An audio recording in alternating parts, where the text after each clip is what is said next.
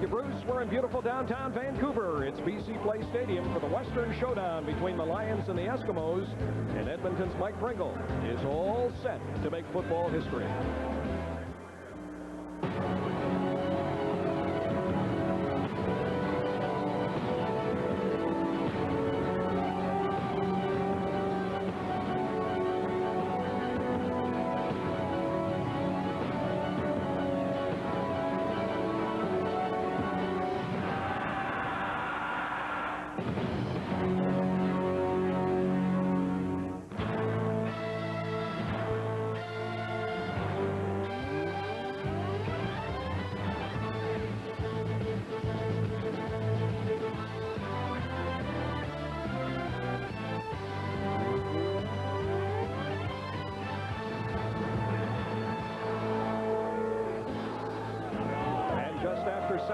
Here on the West Coast on this Saturday evening, the final regular season meeting between the BC Lions and the Edmonton Eskimos. June 26th, the Lions winning 41-34 at Commonwealth. July 9th, the Eskimos dominating 25-9 here at BC Place. We saw the fans tonight, a crowd of 30,000 for this third and final regular season meeting as we tilt down to our host location at the west end of the stadium. Good evening from Vancouver. I'm Brian Williams. Welcome to the CFL and CBC. A quick look at the Western standings speaks to the importance of this football game. BC with a game in hand, they can almost lock up home field advantage with a win here tonight. Sean Millington and Greg Frers are with me. Darren Flutie is upstairs. He'll work the game tonight with Chris Cuthbert. Mike Pringle needs only 2 yards to become the all-time rushing leader in Canadian football. The thing that amazes me, Brian, is that he's been able to stay in one piece. His durability has been the key reason why he's been able to get to this record, because he's not a back that wants to run around people. He is running over people day in and day out, and after a while that's got to break down a person's body, but he stayed in one piece, and it amazes me. He sort of runs like Millington. I like Millington. Right. Speaking of running backs, BC made a conscious decision 3-4 games, Wally Buono told us yesterday, into this season to emphasize the run. And the primary beneficiary of that was BC's Antonio Warren. In his first 4 games, he averaged a meager 33 yards per carry per game, and in his last 4 games, he's averaged a dominating 111 yards per game. This is primarily due to the double type formation that BC's added towards their offense, which has really allowed Antonio to open up as a running back. Now, this is the Canadian Football League. Quarterbacks are always important, especially so in this game here tonight. Well, and Casey Prentice for the BC Lions has really stepped up, and he is leading the most potent offense in the CFL. But what has really impressed me is he's saying that his vision downfield has really opened up. That means he's getting an understanding of the offensive game book. And what he's doing is he's maturing as a quarterback. Last game, Edmonton had some success. They got some pressure on him, and so it'll be interesting to see how he's prepared going into this game as opposed to the last time these two met. And for the Edmonton Eskimos, you have Jason Moss. All we hear is Casey Printers, Casey Printers. But as far as I'm concerned, Jason Moss is one of the most underappreciated quarterbacks in the league right now. And I talked to Coach Higgins about this, and he described it like this. He said that Jason Moss is a workman. He's one of those guys who, figuratively speaking, comes to practice every day with his lunch pail and helmet, puts down, picks up his hammer, and goes to work. Ranked second in the CFL, you better watch out. Jason Moss is the real deal, and he can light you up. I'm glad you said figuratively speaking. By the way, Dave Dickinson, he was limping a bit as he worked out prior to the game here. I would say he's still 2 or 3 weeks away from returning. Receivers, only Montreal compares with these teams. I mean, look at the names. Simon, Catolo, Thelwell, Brazel, Claremont for BC, Tucker, Mitchell, Hervé, Ray, the injured Ralph for Edmonton. Never ends. Is it going to be a shootout, 50-46, or what about the other side of the football here tonight? Well, I've talked about BC's offense. They've been doing great all season long. Their defense is now catching up to the success of their offense. But their defensive line is what has really impressed me, is that they're keeping teams to only 70 yards on average along the ground. What that means is that they're able to control the game. Other teams can't grind out the clock. And that's why BC's been able to dictate the pace of games that you've seen over the last couple of weeks. And defensively for Edmonton, there are a few guys who are going to have something to say about that BC's offense. You've got guys like Spencer, Abdullah, Janti. You've got 2 guys in the top 10 for defensive tackles in Gass and Signor Mobley. And in fact, Mobley leads the league in defensive tackles. So if anybody can put up an insurmountable hurdle to the track team that is BC's receivers, I think it's these guys. Hey, speaking of track teams, Charles Roberts should be on any track team. He was a story today. Winnipeg down 20-3, came back to beat the Toronto Argonauts. We will have highlights coming up at halftime. A lot of room down here today. It's not crowded at all. That's because our buddy Darren Flutie is upstairs tonight. He will work this game with Chris Cuthbert. Chris? Thank you, Brian, and it is indeed a marquee night here at BC Place Stadium, but despite all the great matchups, Darren, both teams agree it's the biggest game of the year so far, as close to a playoff game as you can get in mid-September. Well, this game is huge, absolutely huge. Both these teams want to finish in first place for a few reasons. First being financial reasons. Guys like to make money. Hey, you come in first in your division, that means you don't have to play your first playoff game and you get a paycheck for it. Secondly, it gives time for those beat-up guys, the guys that are injured, to get healthy. In Edmonton's case, they have that bye week, the last week of the season, and a guy like Jason Moss can really recover from his hand injury and the nerve injury in his shoulder. Okay, Mike Pringle tries to become the all-time leading rusher in this game from the man who is the all-time leading pass receiver in catches. How about your Gillette game notes? Thanks, Chris. Gillette game notes for tonight. Offensively, for the Edmonton Eskimos, celebrate the record. Mike's going to get it tonight, but then air it out. They're going to win this football game tonight if Jason Moss throws the ball well. Defensively, for the Edmonton Eskimos, stop printers, press. By press, I mean pressure him. You got to get some pressure on Casey, control his running game, and control the passing game. He runs that BC Lions offense, obviously. BC offense, diversify your portfolio. Last week they had 8 receivers catch the football from Casey Printers. They need more of that tonight to beat Edmonton. And defensively, limit the capital gains. Keep guys like Jason Tucker under control. No big plays against your defense. It's a lower bowl sellout at BC Place Stadium, and it should be an historic night. With more on that, here's Mark Connolly. Well, Chris, I'm with George Reed, and George, you've held that record for a long, long time, many years. How does it feel now that Mike Pringle's about to break it? What do you think about Mike? Well, I think Mike's a great football player, and I think he's had an excellent career. And I think that, he's played very well with good football teams, and I'll be happy to shake his hand. Have you enjoyed holding that record this long? I've enjoyed it very much. You know, it was something that came along with a good football team that I played with, and it was just something that happened and everything. And it's been one of those trademarks, but we'll have to put it in the closet now. Well, enjoy the game. Thank you. George Reed is the Saskatchewan Roughriders Hall of Famer. Chris? Yes, the other number 34, and I thought Mike Pringle was eloquent yesterday in saying that the best thing about the attention he's gotten in the last few weeks is that a whole generation of CFL fans that never watched George Reed are getting to learn about the great George Reed through this record drive. Tom Higgins has other concerns, and that's winning what he calls a very important football game and a litmus test for his team. And Wally Bono admitted that he's been a little tougher on his team this week. He doesn't want them getting comfortable with a 7-game winning streak.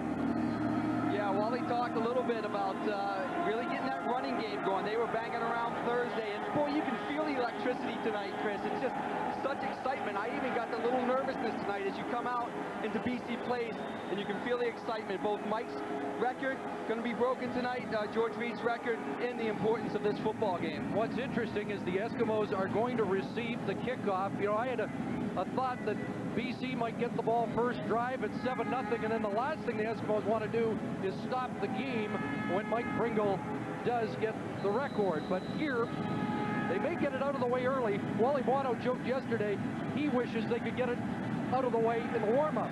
Well, it didn't happen in pregame, but I would bet that it will happen in the first series, and you're absolutely right. Get it behind you. Winston October with the opening kickoff of this game, and October out close to the 30-yard line. A 10-yard return, so Mike Pringle charges out to make history, and all he needs is 2 yards. Well, we'll see what they'll do early. What do you think? They're going to run or they're going to pass first play? Last week, they said everybody was in the box defensively for Calgary, except for Matt Dunnigan. But BC has other concerns. They just can't worry about Pringle. 1st and 10. And they'll fake to Pringle, and Moss on a roll. And he dumps it off underneath, and that's Reggie White, who might be Mike Pringle's successor in Edmonton when he is done.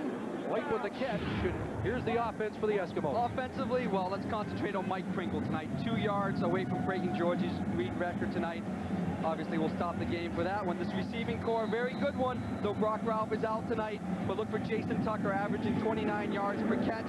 Along the O-line, you got Timmy Princeton, who the quarterback of the offensive line, calling all the signals up front. Was 10 yards of first down. Mike Pringle, and Mike Pringle, by George, he has the record. What a rush. He's the all-time leading CFL rushing leader. And he did it in style, and the fans are rising to their feet.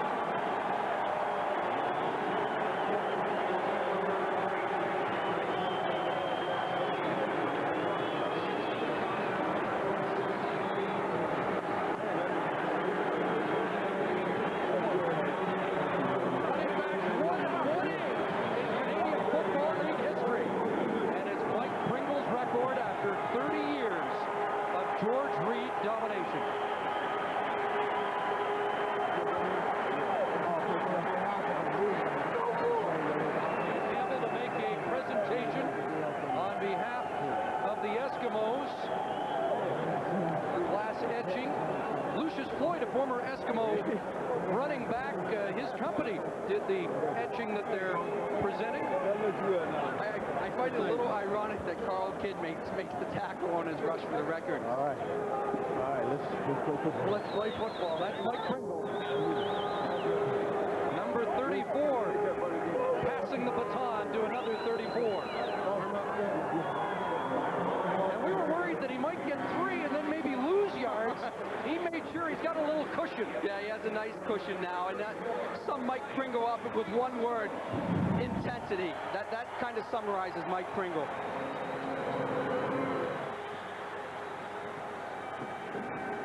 Carl Kidd, who has the ultimate respect for Mike Pringle, said it'd be the toughest 2 yards he would get in on the tackle. And hey, that'll be a trivia question down the road. Who tackled Mike on his record-breaking run? So now down to business, and Moss airs it out. Terry Vaughn was the intended receiver, but he fell down on the play. Incomplete.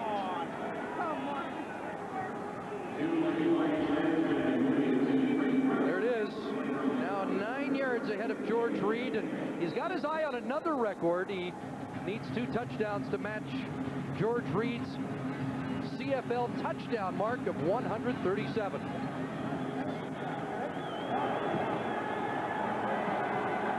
The mutual respect is impressive between these two greats. 2nd and 10, and it's dumped off. Pringle out of the backfield, and Pringle has another first down and a lot more in the Lions territory at the 41-yard line. And you look ahead there, and there's another mark that he might be shooting for, 20,000 yards from scrimmage, and he came into the game with 245 yards for that. Yeah, he's making a pretty good dent into that already. You don't think of Mike as a receiver, but hey, he's gotten the job done just on plays like this. Dump it to him out of the backfield, no nonsense, north-south runner, picks up the first down. 10 yards on a carry, 18 yards on the catch. Back to the ground, back to Pringle. And this time, Mike Pringle was stopped in his tracks. Floyd in on the stop. Couple of yards, and we'll set that Lions defense for you. Defensively for the Lions up front, Brent Johnson, 6 sacks on the season, leading the BC Lions in sacks. Linebacker position, Barron Simpson, definitely the leader of the linebackers, 46 tackles on the year. And in the secondary, the 2 young corners, Dante March and Sam Young. Keep an eye on them. Edmonton's going to try to exploit those guys.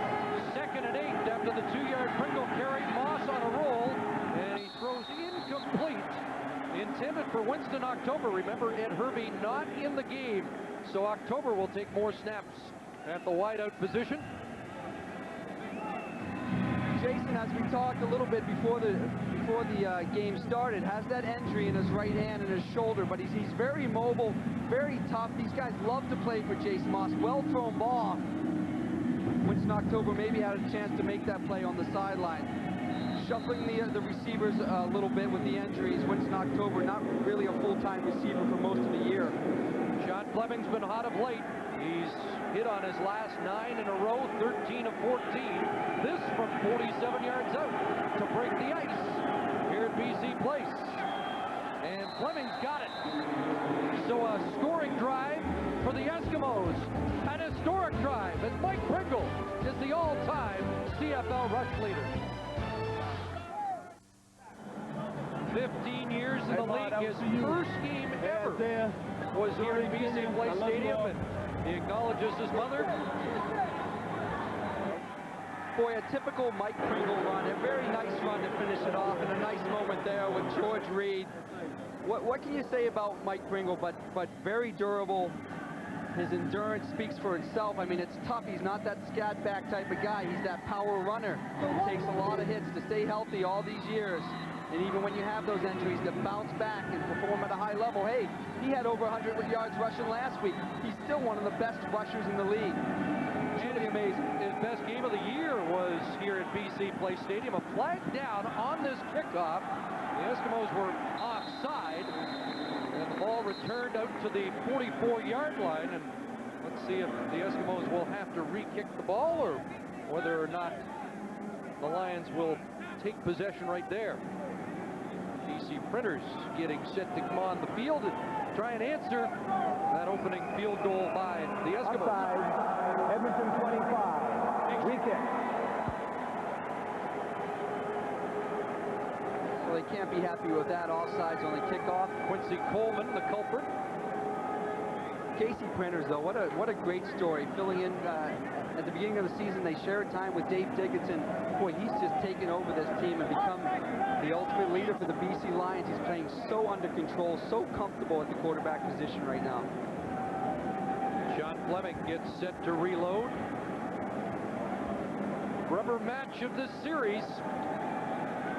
Dave Dickinson was the starter when the season kicked off. Lions beat Edmonton at Commonwealth, and then they came back here in week 4, and the Eskimos prevailed in the Lions' den. Antonio Warren with the return, and they got him to re-kick it, and they lost yards. So Printers will start instead from his 36-yard line, just a 13-yard return. But this guy is the real deal.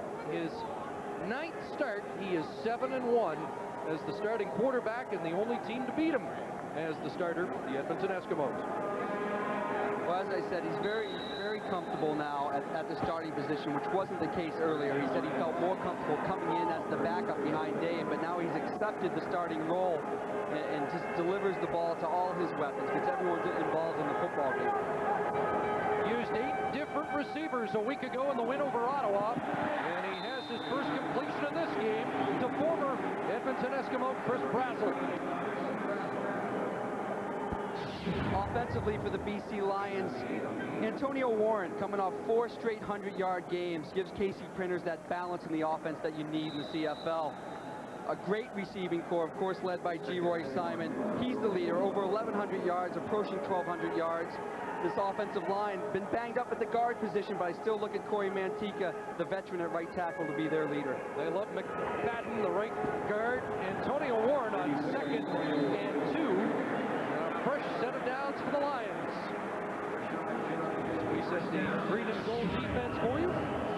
Defensive line, well, led by Randy Spencer, I would say. 6 sacks on the season, leading the Edmonton Eskimos.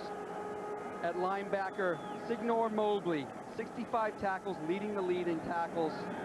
And in the secondary, just a great secondary, but Donnie Brady back after having an injury to his back in the lineup, and really solidifies that defensive back core.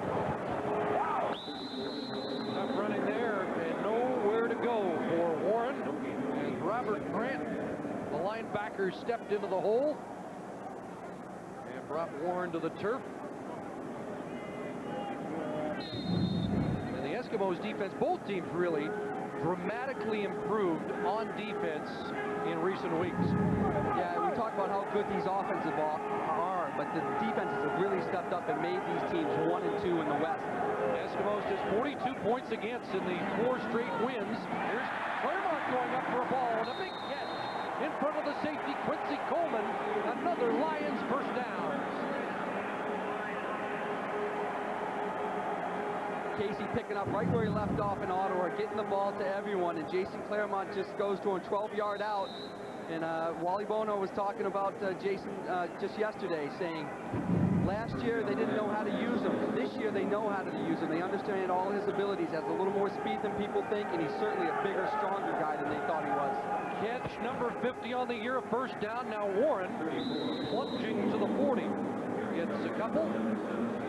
Brought down on the play by Raheem Abdullah. Antonio Warren has brought that balance. And you see the teams after Labor Day, you just see the teams that are going to elevate themselves to the top. And this running game with Antonio Warren has elevated the BC Lions to the top in the West. And you talk about improvements. When the Lions were beaten in Week 4 by Edmonton, BC went back, retooled, and recommitted to the run, and they've been a better offense since then. Printers has an open man. Thelwell up for grabs, and it's picked off. Senor Mobley's got the ball, and he's hauled down at the 33. Let's see. Lions say they got it back, and it is Eskimo football. Leroy Simon says he's got the ball, but they're ruling that Mobley was down, and the Eskimos get a big turnover. They do. What Casey sees is that he has 3 receivers to the right, and Edmonton's playing zone defense. The ball is tipped, but Ryan Thelwell makes the catch, is hit, and there he is, Mobley, the leader of the defense in tackles, but also just a big play guy. He's been doing it for years on this Edmonton defense. You see it tipped, and then helmet on the ball pops up in the air and comes right back to the guy that tipped it to Mobley. I believe that'll be ruled as the 3rd fumble recovery of the year for Mobley. And then a pass to Jason Tucker, number 2 to Leroy Simon in receiving in the Canadian Football League. Just his 38th catch, he's actually ranked 21st in catches, but number 2 in yards. I always feel like Jason's going to flip that back or drop it on purpose when he catches from one for under 5 yards. He's averaged 29 yards a catch, which is just out of this world. I can't understand someone averaging 29 yards a catch. They think they can isolate him on the young corners today. It's 2nd and 5. Look out! Moss throws it up, and it's picked off. Mark Washington's got it. Washington inside the 15-yard line. Moss got hit as he released it, and Mark Washington has his 2nd interception of the year. So they trade turnovers here in the opening quarter at BC Place Stadium. Mark Washington the interception, but big Tyrone Williams with the pressure. That's right. Tim Prince is right there. Tyrone Williams right there. Watch the move he makes on the center. It's all him. Mark Washington should be thanking him. Just powers him out of the way. A la Reggie White right there, and it just floats right to Mark Washington. Great job up front by the BC Lions defensive line. First interception in 5 games thrown by Moss after 77 completions. Casey Printers to work. Flushed. Abdullah trying to track him down, and he throws a completion to Claremont. Short gain, and he stretches out for 4. Randy Spencer, the stop on Claremont. Catch number 51 on the year for the big Canadian slot. Coaching staff for the BC Lions are a little concerned about Casey buying all this time behind the line of scrimmage. He's taken a lot of sacks the last 2 weeks, but in this instance, he buys enough time, drops it off to Jason, and they at least pick up 4 yards to put him in 2nd and 6. Only Ben Cahoon with more yards among Canadian receivers in the CFL. And Claremont ranked 8th in the league. 2nd down. Printers will step up. 1st down to the 7. And there's the other element of this great quarterback. This just kills the defense. Demoralizes them. They cover, they do everything they're supposed to do defensively, and then the quarterback says, hey, I got nothing there. He brings the ball down and runs for a 1st down. It's tough as a secondary to cover for that long and then have a guy run it and pick up the 1st down. 10th in rushing in the league, number 1 among the quarterbacks, and you can tell that Mr. Printers is fired up. It's 1st and goal from the 7. Double tights. Antonio Warren, right side. To the 3, maybe the 2-yard line. So many teams have tried to bring in this double tight formation and run the football up here, but I haven't seen a team do it as well as the BC Lions do it with Antonio Warren running the football. Now Now the Eskimos bulk up as Glenn Young, Dan Comiskey check in. Along that defensive line. They do mark it at the 2, so 5 for Warren, 2nd and goal from the 2. Clinton Wayne digs in. Warren hit behind the line of scrimmage, and the Eskimos stand defensively. A loss of 2, it'll be 3rd and goal. That's a big stop for the Eskimos. BC's been running the football so well. But Young, the reserve linebacker, with the first contact. Bring in those extra linebackers, those extra defensive linemen, and go big on big. And they hold them at the 5, and they're going to have to settle for a field goal. Big stop by the Eskimos. So Duncan O'Mahony comes in to attempt a 12-yarder.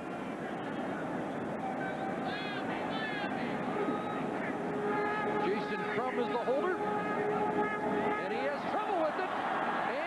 Malcolm Frank smothers him back at the 15. So it all unravels for the Lions. They can't punch it in, and then they botch the field goal, and the Eskimos retain their 3-point lead. Lining up for a 12-yard field goal is the equivalent of lining up for an extra point, and they bundle the snap. Don't control it and turn it over on downs. It's not a good thing to do down when you hope to get a touchdown, but you're at least going to come away with 3 points and tie the football game up, and now you turn the ball over to Edmonton on their own 15. So a pair of turnovers already for the BC Lions, who have dominated in that department in their 7-game win streak. Moss throws the out, looks for Tucker, and he has it in front of Dante Marsh. That is the matchup we're looking for. That's exactly the matchup they're looking for. They got 3 receivers to the right. Jason Tucker weak side, but I'm telling you, if Marsh covers like this the whole night, they're going to be in trouble. They might not have the matchup they're looking for, because that was well covered. Jason Tucker again, 2nd leading receiver only to G-Roy Simon in the CFL this year. The lofty 29 yards per catch. 257 yards in the first 2 meetings against BC. 2nd and 5, and Moss with a flag down has Terry Vaughn up across the 40 to the 45. A first down pending Bud Steen's flag.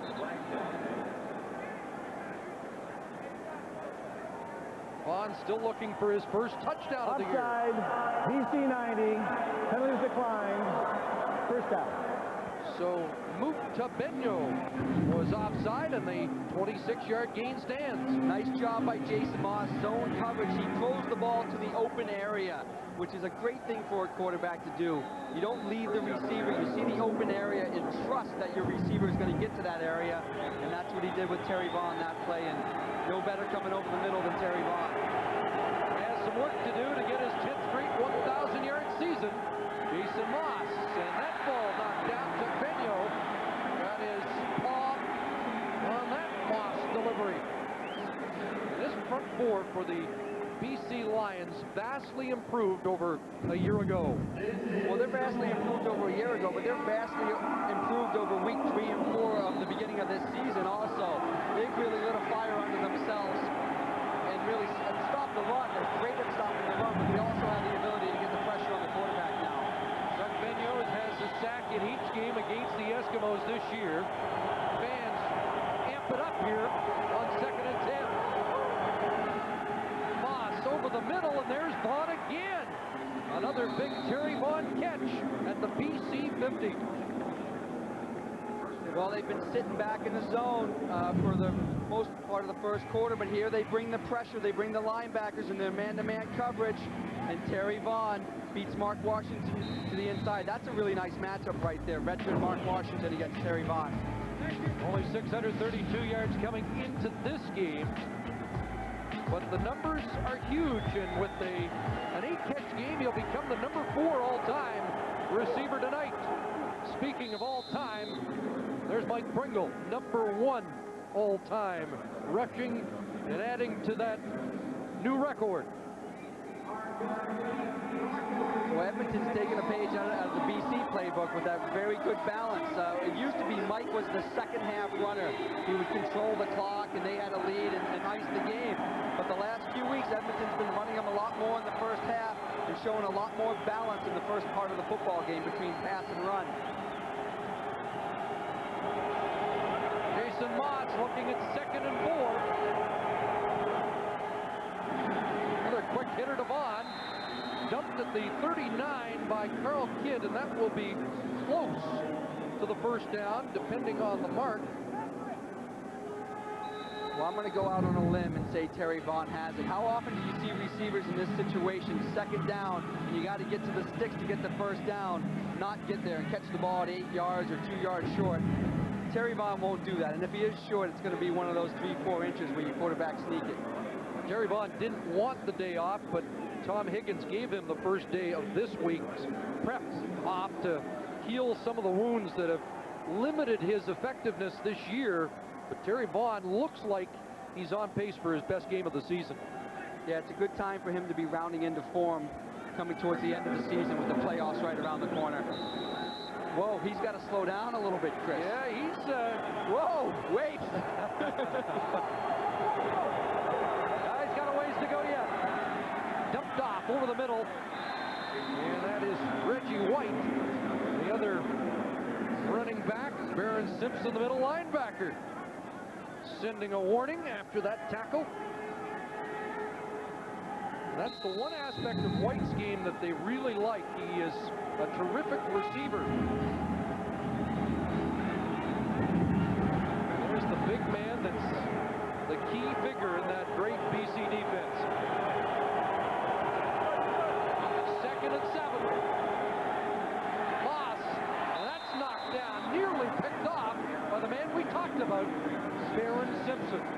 Baron Simpson, no question, the leader on defense. He brings that intensity that a middle linebacker has to bring. But on this play, they're bringing the linebackers again. They're actually bringing the free safety, Crump, and they get pressure on Jason Moss. Has to throw it quick. And they're also, when you do this, defensive lineman, you're taught, get your hands up, get your hands up. Well, they got their hands up, knocked the pass down. Now they put him in another field goal situation. Simpson said yesterday this is the biggest regular season game of his 4-year career. Sean Fleming in to attempt a 42-yard field goal. And he'll miss to the left. And Warren, check that, Lockett is going to bring it out. And Lockett all the way across the 30. So it's been an opening quarter of missed opportunities. 51 yards. Missed field goal return. It's still 3-0. Out this game, and Darren, about your former team, then a lot of excitement. The Lions with Bobby Ackles, Wally Buono, Louis Bisaglia have done a terrific job of regenerating excitement here. They really have. They've got the community involved in just walking around Vancouver. It's the talk of the city. The BC Lions are the talk of the city again. Here's Warren, and Antonio Warren across the 50. A big gain on the ground to the 53, 22 yards. He rips off on that carry. Finally stopped by Malcolm Frank. You got to give this O-line some credit, especially the guards, McFadden and Heisman. They had injury at the guard position. Singh was injured earlier in the season. But boy, they're doing a great job. You know, when Wally said, let's get this run game going, it all starts up front with those guys. And with those two injuries, they've done a great job to help the running game. First down, Printers in the pocket, and Nick's up there, flag down, as one of the receivers may have been held up in his pattern.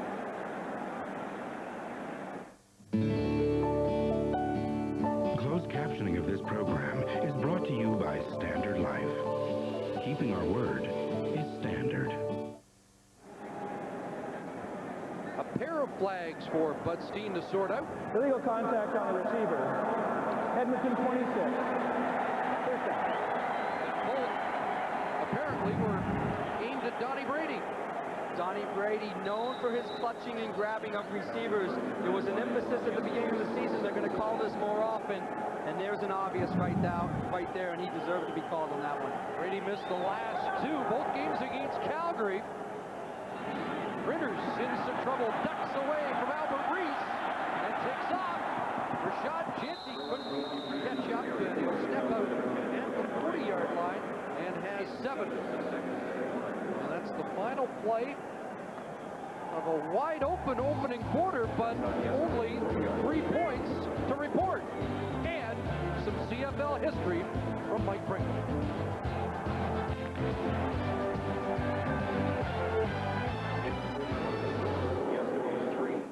Will be hosted, and a win in this game will almost lock that up. Pretty even first quarter stats. Edmonton throwing the ball a little bit better, BC running the ball a little bit better, close in net yards. That turnover by Edmonton, not so big, but the BC Lions were down in scoring position and didn't come away with any points. That's going to hurt. Lions missed that opportunity, and then the Eskimos have a 9-play drive, get into field goal range, and they don't score. So the two teams have missed with a couple of early haymakers in the opening round, so we move to the second quarter. And it's 2nd and 3 for BC. Printers underneath with Brazel. Brazel hauled down by the steady Malcolm Frank, but it's a first down for the Lions. Chris Brazel, the former Eskimo, who says he doesn't like looking at those stats because he wants to contribute more, but it's tough when there's only one ball and so many great BC receivers. True, great call for this pass. He's the wide receiver to the right side of the field, comes all the way underneath. When you're in man coverage, to have a cornerback chase you all the way across the field is asking a lot from Malcolm Frank. He had a 72-yard touchdown last week, Warren. And Warren continues here his production on the ground. Mobley with the tackle. And by the way, they have credited Mobley with an interception, not a fumble recovery on that first quarter defensive play. They ruled that Ryan Thelwell didn't have control of the ball. And now some concern here is David Heisman, the former Eskimo, the left guard, is down. Bill Rochelle will attend to him, and we will take a break here at BC Place Stadium. It's 3-0 Edmonton.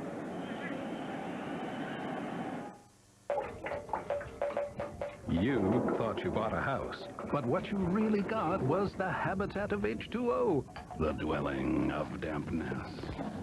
Take charge. You're a handyman. Fix the roof, change the lighting.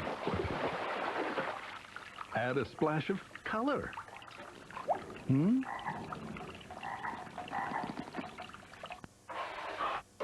Make it happen with Rona, the how-to people. David Heisman up to his feet. He'll hobble off after. Yeah, you see Heisman's right here, and here is Albert Reese right here. Watch what happens at the end of this play. It's just a question of being amongst all the big trees in there and getting rolled on, kind of turning the knee. These guys are so big and they're banging against each other. To get that much weight put on your knee, it's not a good thing to happen for these big guys. Yeah, he took a step or two, and then they decided to get some help. Carl Gorge and Cam Legault will help Heisman off, and Bobby Singh will check in, playing with a torn bicep.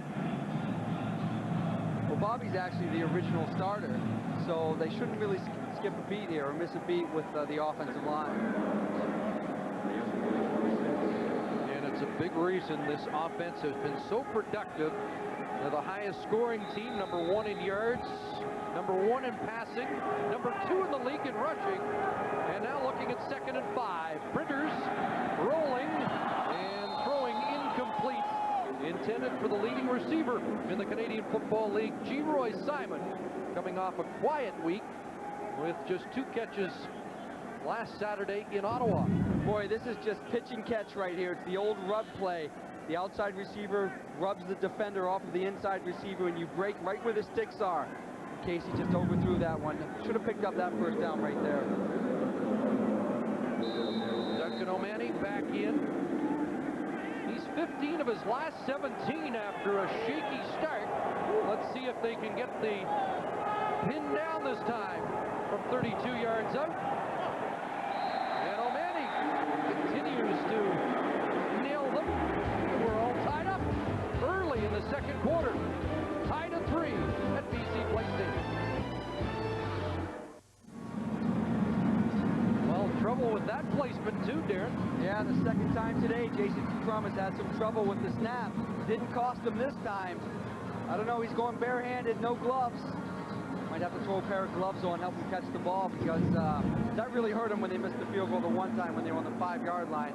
That time he was able to recover and pin it down. But the Lions' place kicker has steadied himself after a nightmarish start that saw him hit on just 2 of his first 7 field goal attempts of the season.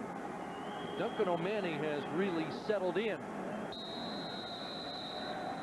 Winston October back. He is second in the league in both kick and punt returns. And he gets his hands on this ball at the Eskimo 19. And he's cut down across the 35-yard line, and Jason Crum, well, he can tackle, that's for sure. Well, next Saturday night, the CFL on CBC will be in Montreal, where those red-hot Alouettes will take on, yes, the red-hot Winnipeg Blue Bombers. Primetime pregame starts 6:30 Eastern. Bombers winning a thriller, coming from behind today against the Toronto Argonauts. 3 wins in a row for that group. Yeah, Kevin Gunn looked very good today at quarterback for the Winnipeg Blue Bombers. Now they're within 2 of Edmonton, with the Eskimos in action tonight with their sights set on the Lions. Mookie Mitchell with the catch, and Mitchell moving inside this week to play a little slot back to Sean Austin, the tackle. So without Ed Hervey, we are getting some Edmonton adjustments. Edmonton's always been very good at this offensively. The quick screens or the quick passes to the receivers, and they have great receivers, and let them do the work. It's almost like a running play. Just you're tossing it out about 10, 15 yards and letting them go. Get it in their hands as quickly as possible. 8 touchdowns receiving, 9 on the year, 9 in the last 9 games. Second down, October, and that's a catch and a first down at the 54-yard line. Again, no Ed Hervey again this week with the bad knee. He has 12 touchdowns in 5 years against BC, so they miss him, but October trying to fill the void. Danny Machocha there. He says it's just been a pleasure coaching Jason Moss, because he's so into the game. He's in his meetings at 8 a.m. watching film. Bringo, big hole, rumbling down to the 42-yard line. Mark Washington, from his defensive halfback position, has to haul him down, but Pringle didn't just stop after the record tonight. Yeah, I don't think there's any fear of him losing enough to give the record back. Again, that nice balance. Good job by Chris Morris up front. Good job by Tim Princeton opening that hole. And Mike, just that north-south guy with power, hitting the hole quickly. He had 15 carries, 139 yards here at BC Place earlier this season. First and 10, Eskimos on the march. And it's Jason Tucker. And Tucker down quickly, and Dante Marsh is doing a nice job so far. He is doing a nice job, and we haven't seen Jason on the deep routes we usually see. I mean, these cornerbacks for the BC Lions have taken this challenge. Dante Marsh has taken the challenge that he's facing Jason Tucker, and that he's the #2 receiver in the league, and he's doing very well. Wally kept these guys because of their athleticism, and they struggled early. Boy, did they struggle early when they were 1-3. But he's proven to be right that these guys can really play. Now they've got their hands full with the explosive Tucker tonight.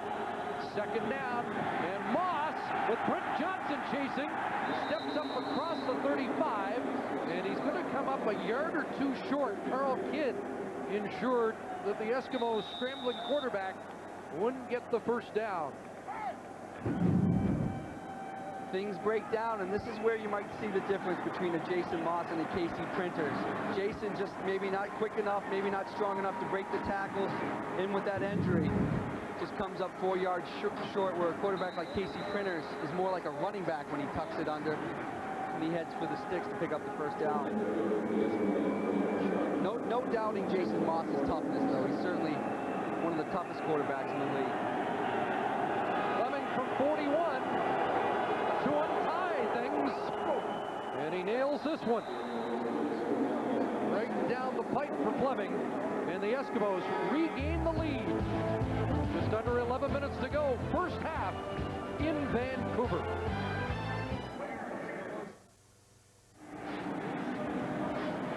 A close game we anticipated. Maybe not as high scoring as we had thought. But since 2000, the Eskimos and the Lions have each won 7 of the head-to-head battles, so they've split it right down the middle. And this is the tie-breaking game of this regular season. And that's why it's so critical. The Lions, with the game in hand, could move 4 points up and have a tiebreaker, essentially move 6 points up on the Eskimos with the victory in this game. Lockett. And we've seen all kinds of speed from him.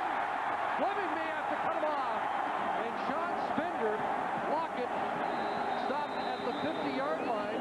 Winston October came across. Lockett dropped it. And the Eskimos got it. And Robert Grant came up with it.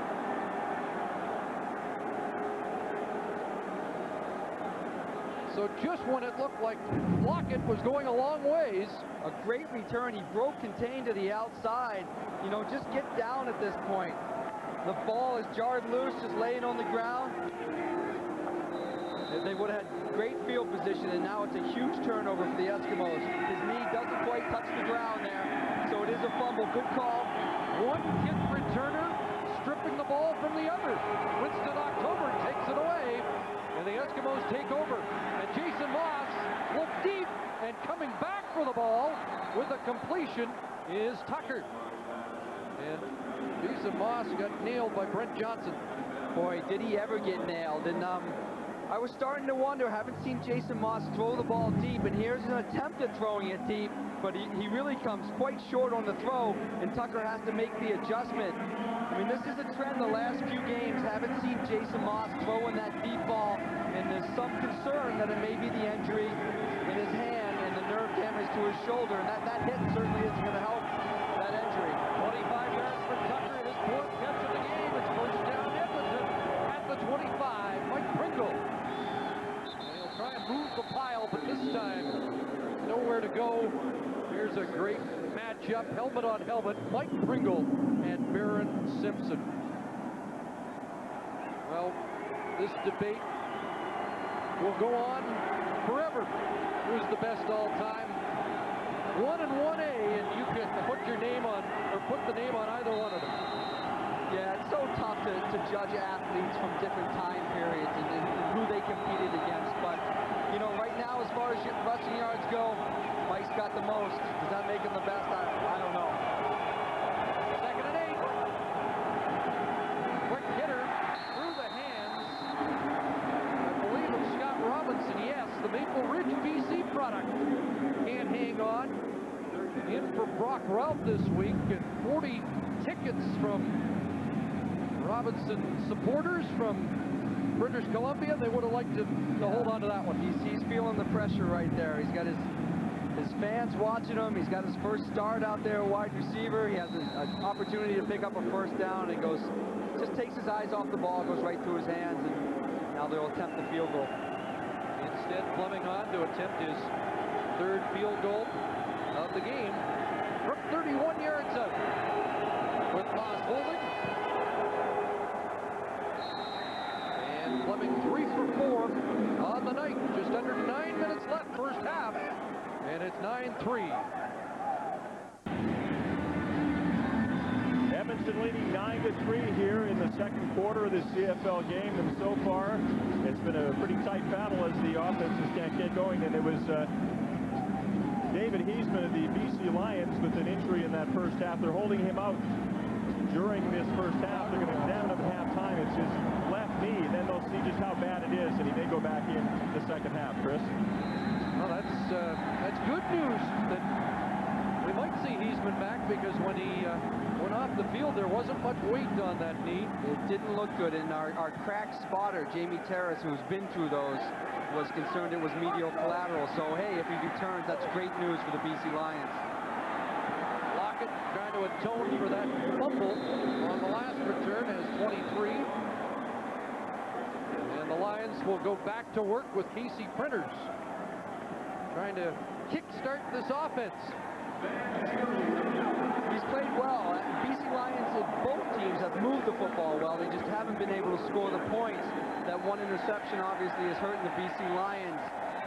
But they're moving the ball, as they say, between the 20s. It's when they get down into the scoring range, the green zone, red zone, whatever you want to call it, they're not coming away with the touchdowns.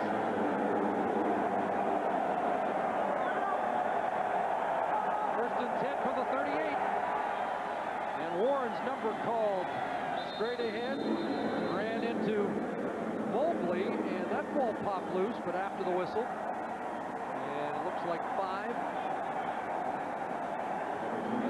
For Warren. Well, there's the architect of this offense, Steve Barato. Yeah, it's interesting. We talked to, as we see Mobley down, which not good news for the Eskimos, because he's a guy that does not stay on the ground unless he's injured. You don't see this very often. He's the heart and soul guy on that defense.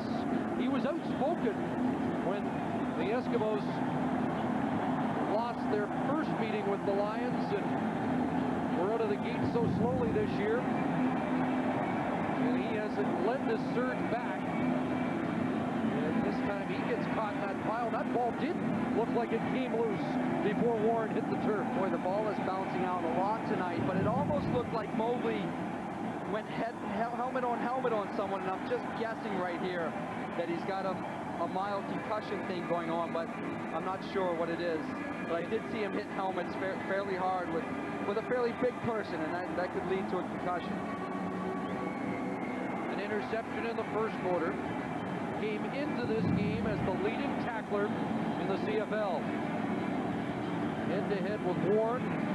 Here's Bobby Singh. Yeah, Bobby Singh. They go helmet to helmet. That ball clearly is out before Warren hit the turf.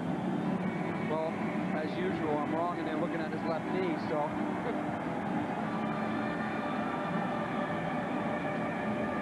But yeah, the ball has bounced out a lot tonight. And you wouldn't, we're in a dome. It's not the weather. The sun's not in their eyes. The rain's not causing it. Maybe it's the emotions and the fact that this is a big game for both football teams. Well, he is almost irreplaceable in the Eskimos' defensive scheme. The man that will likely come in would be Glenn Young, 12-year veteran. But in effect, Glenn plays a linebacker, but Mobley plays a different linebacking position than Glenn Young does, and you wonder if they'll go with an extra DB. Well, I'll tell you, Mobley, as I can attest to, having played against him a lot, is a very good cover guy, and yet he's very strong against the run, and those guys are hard to find. Glenn Young's not one of those guys. He's very strong against the run, but not a great cover guy. You know, what the Eskimos do have is an extra defensive back this week in Stephen Marge, because Donnie Brady, coming off an off-field incident, stabbed a couple of weeks ago in a nightclub. They weren't sure whether Brady could go the whole way, so they dressed the extra DB. He could also come in for Mobley, who looks like he's going to be okay, and Greg Marshall may be breathing a huge sigh of relief seeing that. So it is 2nd and 5, and Printers under pressure, and the ball falls incomplete as Rashad Genty turned up the heat. And the Eskimos love this young defensive end who gets better by the week. Edmonton's doing a very good job of disguising their coverages, and just by that, I mean, they line up in a look that looks like man-to-man coverage, and at the last second they bail out, and they're playing zone, and they're doing it so well that I think it's confusing Casey Printers. It changes his read midstream during the play, and he's not adjusting to the zone coverage. Well, here we are midway through the second quarter. This is the first punt of the game, as Duncan O'Mahony, tied for 3rd in that department, checks in. October, going to watch that one bounce out of bounds at around the 35. Jason Crum got tangled up with just a 33-yard punt as they continue to work on Mobley. Winning streaks on the line, 7 straight for the Lions, 4 straight for Edmonton. And while Duncan O'Mahony was punting there, we watched Jason Moss throwing the ball on the sidelines. You don't often see that, but he's trying to keep that tender shoulder loose. Yeah, he's talked about occasionally he takes that one hit during a game that really jolts him, and he feels that injury more. And I think Brent Johnson gave him that hit a little earlier in the game. Here comes Johnson again, first down. Moss does go deep. Mitchell wide open. Daryl Mitchell inside the 30 and caught from behind at the 20-yard line. A saving tackle by Deshaun Austin.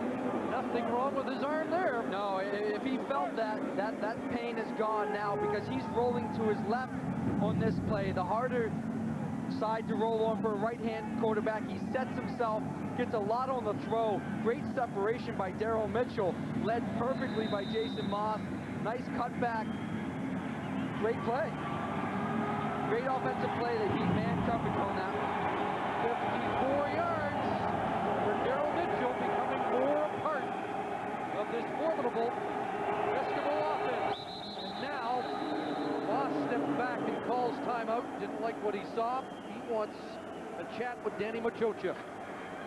And you know, Darren, yesterday Machocha said to me that he was envious of Printers last week and the advantages of being able to use 8 different receivers in the game, how unstoppable that is.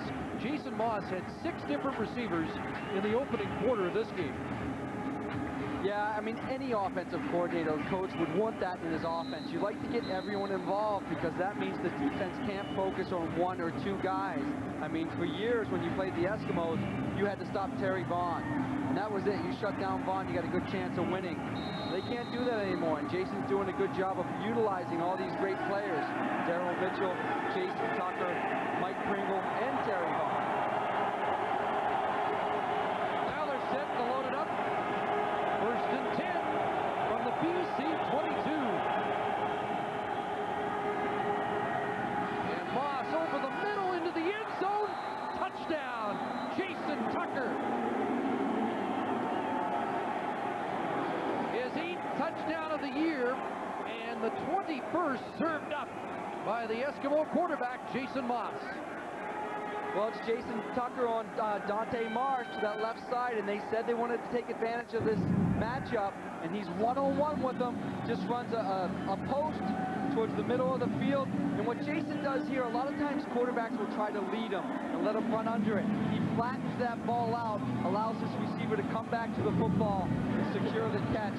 Well-thrown ball, good route by Jason Tucker, and he won that battle with Dante Marsh. So Tucker, who had 6 catches in each of the first 2 games, already has 6 in the game, and a touchdown, his 8th of the year. Sean Fleming adds the extra point. And green and gold have quelled the crowd here at BC Place Stadium. It's interesting on Jason's touchdown. I think we'll see this play again.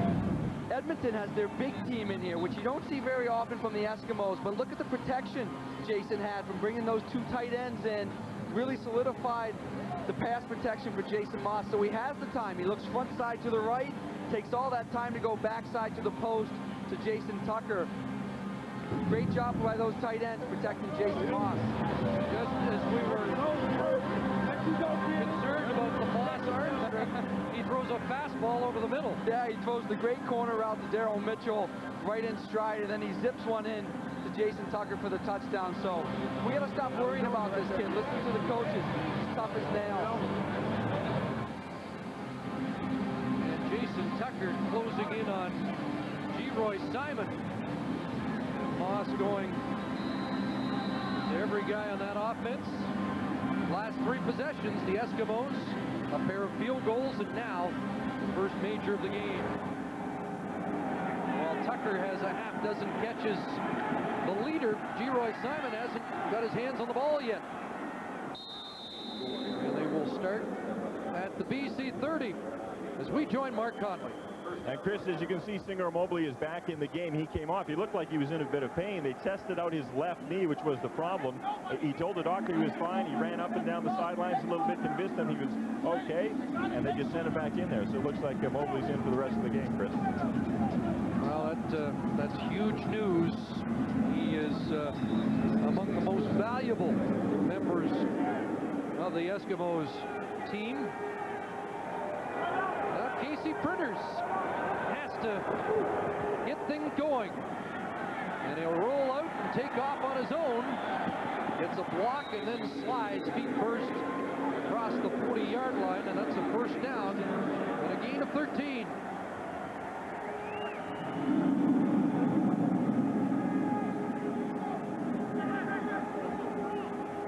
So Steve Barato and this Lions offensive brain trust has to find out how to expose the Eskimos defense. Printers steps up, and he may take off again, and meets Mobley near the first down stick at the 52-yard line.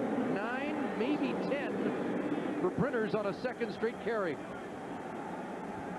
As well as the BC offense did last week against Ottawa, getting 8 people involved, they're struggling getting the ball to their best receiver, G-Roy Simon. They struggled last week in Ottawa, and they're struggling tonight against the Edmonton Eskimos. And I think it's important because he's not being double covered, so get the guy the football. 2nd and 1. Printers will push ahead and get the first down as the tempers get short. There's Simon in the grill of Mobley. Those two are quickly separated. Well, they've struggled throwing the football a little bit throughout the first half. So what have we seen the last 3 plays? We've seen Casey Printers do it himself, do it by running the football. Of course, here on 2nd and short, it's just a quarterback sneak. But the first play of the drive, they had the pass run option rolling to the left.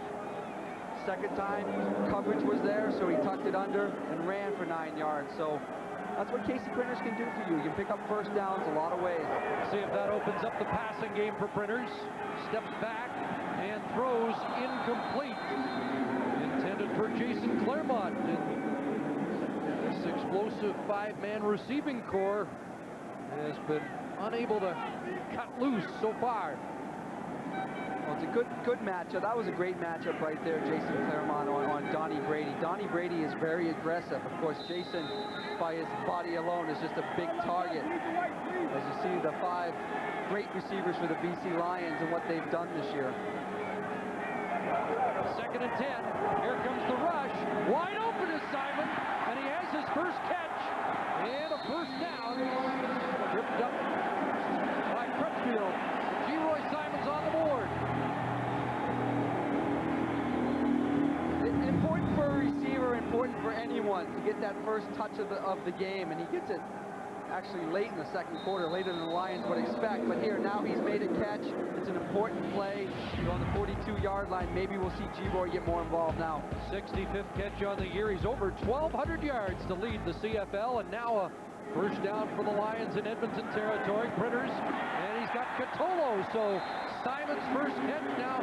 Frank Catolo, the rookie of the year last season, moved the chains. Crutchfield again on the tackle.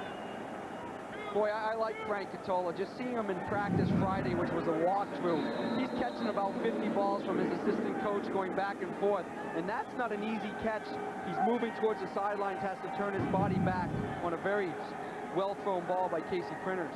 Too quick to give him the first down. 2nd and 1. Printers plunges forward, and now Simon having words on the other side with Raheem Abdullah. So the Eskimos defense getting under the skin of G-Roy Simon.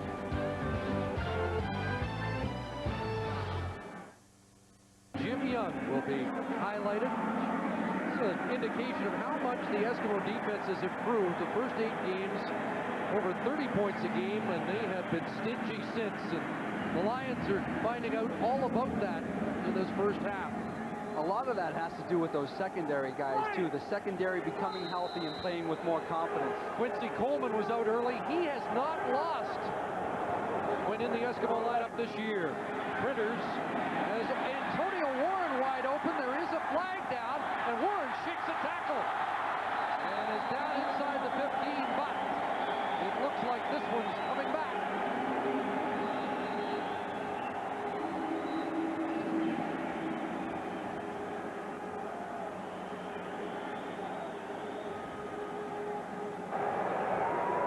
Holding.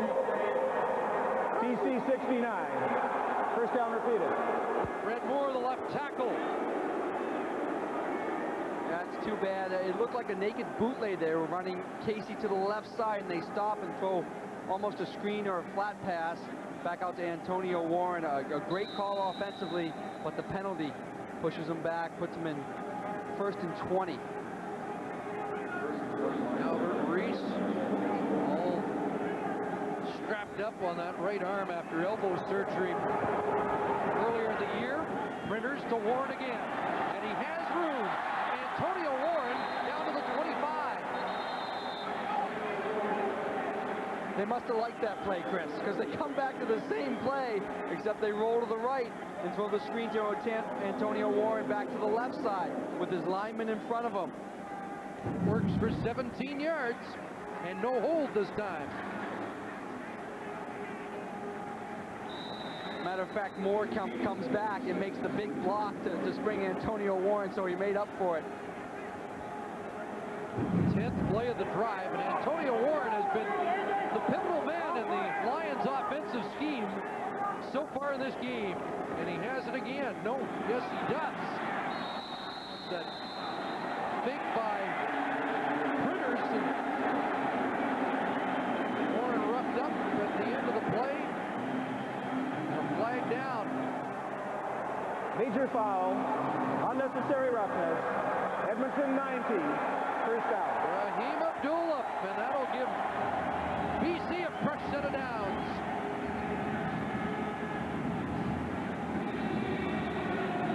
Well, that's certainly going to hurt, but wow, watch the play by Dante Booker here. Fighting off, it's Reese, fighting off with one arm the block and then making the tackle with the other one, and of course, Abdullah comes in late and gets the penalty, but a great defensive play by Reese. Fighting off the block and making the tackle with one arm on Antonio Warren. Not an easy task to do. So Market at the 13. Lions threatening. Trying to cut into a 13-point Eskimo lead. Rivers into the end zone. Nearly picked off. Knocked down by the safety. Quincy Coleman. Quincy Coleman does a great job on Jason Claremont right here. Claremont is closest to the quarterback, what they call the number 3 receiver, having man coverage, just running a corner route with all that room, just well covered by Coleman, and he knocks the ball away to keep Jason from catching the touchdown. Like a little more air under that ball, and Claremont did have a step or two.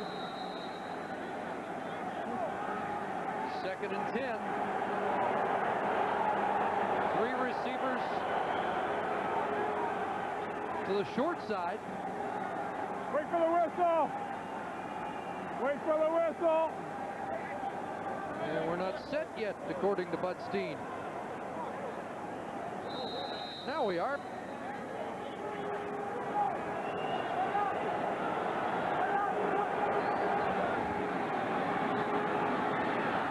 Plenty of time. Look out. Oh, Lyle Green cut down by Malcolm Frank. And Frank has been so outstanding all season long.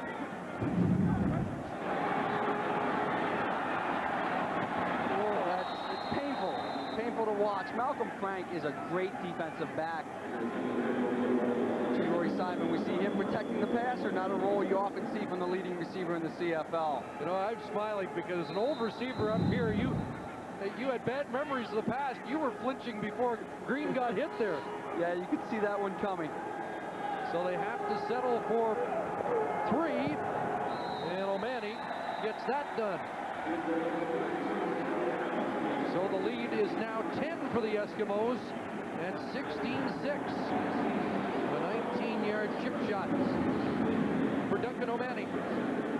A Again, the Lions do a great job of moving the football. A roughing penalty involved in there, but they moved it all the way down into the scoring zone, but they have to settle for 3 points. 3 points better than nothing, that's for sure, but you'd like to punch it into the end zone. 91 seconds remaining in this first half.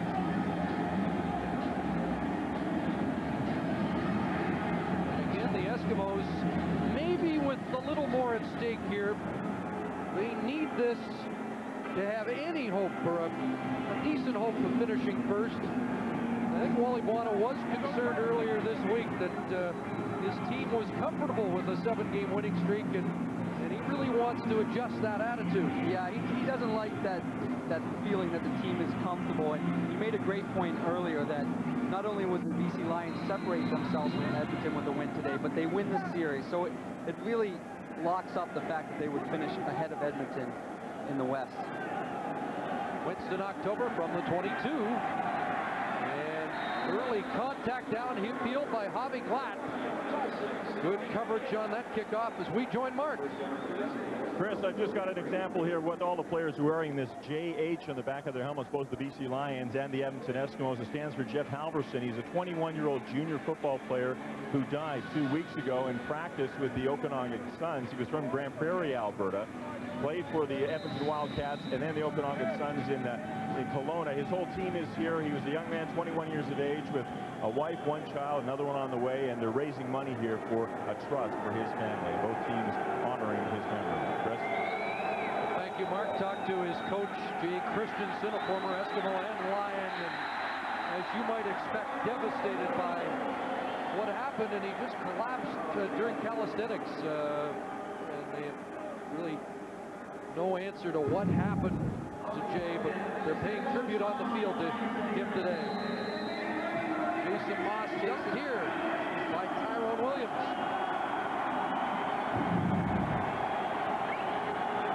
Big first half for a guy that we wondered about that wonky throwing arm. Second down, look out, Moss down as the Lions turn up the heat.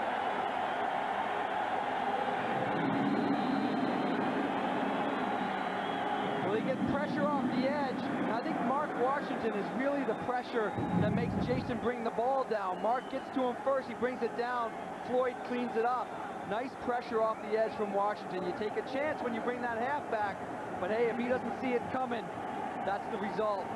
5th sack of the year for Otis Floyd, who was all over the field against Ottawa last week. And so the Lions defense does its job, and they're going to get the ball back with just under a minute to go. So this could very well be much closer than a 10-point Eskimo lead at halftime. Use the timeout, I believe, to stop the clock, and Fleming really gets into this one. Lockett, 35. Lockett, 45. Across midfield. And down to the 30. Setting the Lions up. E.J. Gass saved the touchdown. A 49-yard punt. But the Rocket Lockett brought it back 46. It's a great example of what we call out-kicking your coverage. It was such a great punt that the cover team didn't get down there quickly enough, and Lockett found the seam. A nice hustle play by A.J. Gass to save the touchdown, which could loom huge even if they have to settle for 3 if they can't stick the ball in for 7. In the last 5 years, BC has deployed 16 different punt returners. They may have found their guy. He's had some nice returns tonight, with the exception of the one that he fumbled at the end. But hey, field position is what football is all about. You get a guy like this that can give you the ball on the 29-yard line. That's a big play. He had 2 big returns, wiped out against Toronto. Sean Spender is the injured special teams man for the Eskimos. Getting attention, but 45 seconds left first half. A lot of time.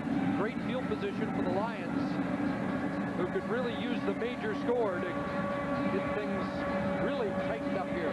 Well, that return by Lockett has really opened up now what they can do. As you say, they have a lot of time now with 45 seconds from the 29-yard line. If they're back on their own 45 or 50, 45 seconds isn't that much time to go that far. You got to hand it to A.J. Gass. I mean, that's a gamer. The old give-me-need linebacker managing to track down the explosive Aaron Lockett.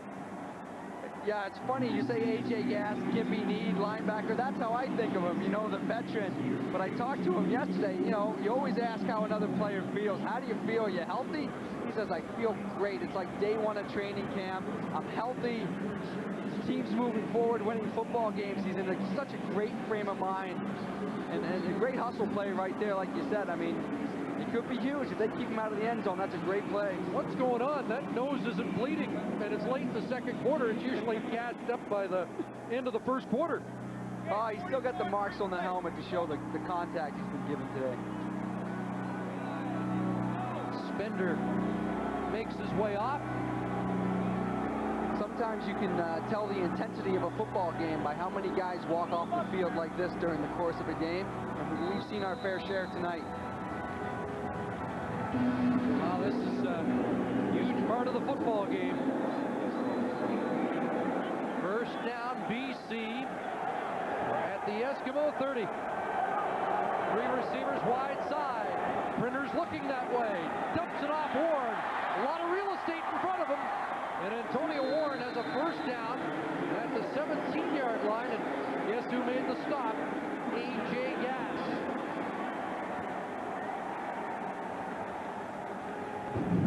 Well, they're still at a point, and again, another great play, showing the patience of Casey Printers. Very under control, very comfortable.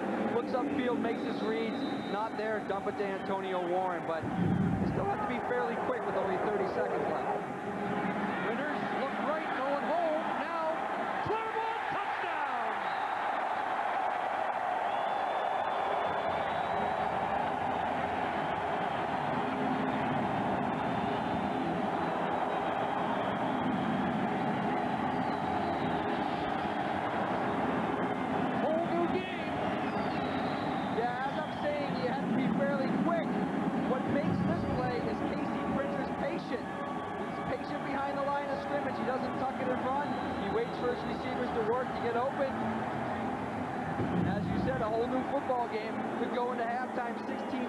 Just what we expected from these great football teams. Well, Manning adds the extra point after the 27th touchdown pass of the season by Casey Printers. Jason Claremont with his 4th major score of the season. Again, he's looking right the whole way, looking right. Now he's buying time, maybe run, pump fake. Does a nice touch on the ball. You think of Casey Printers, I think of him as a very strong-armed quarterback, but he just lofts this one over Mobley, just out of his reach, and it lands softly into Jason's hands. That's what you want to do. It has to be a catchable ball. You don't want to zip that thing in there and have it bounce off his shoulder pads. But there's a great example of what he's all about. So early in his CFL career, but if the first option's not open, he is able to go through his progressions and made the right decision again. Listen, this kid is 23 years old, and he's playing at this level right now. I mean, he's going to be a great quarterback for a long time. I just hope it's all in the CFL. I want to watch him play for 15 years. Going over alignments with Jason Claremont. Talking about A.J. Gass and that nose. Jason had his nose busted last week by Gerald Vaughn, your old buddy. Gerald will do that to you, no question. October on the line drive kickoff.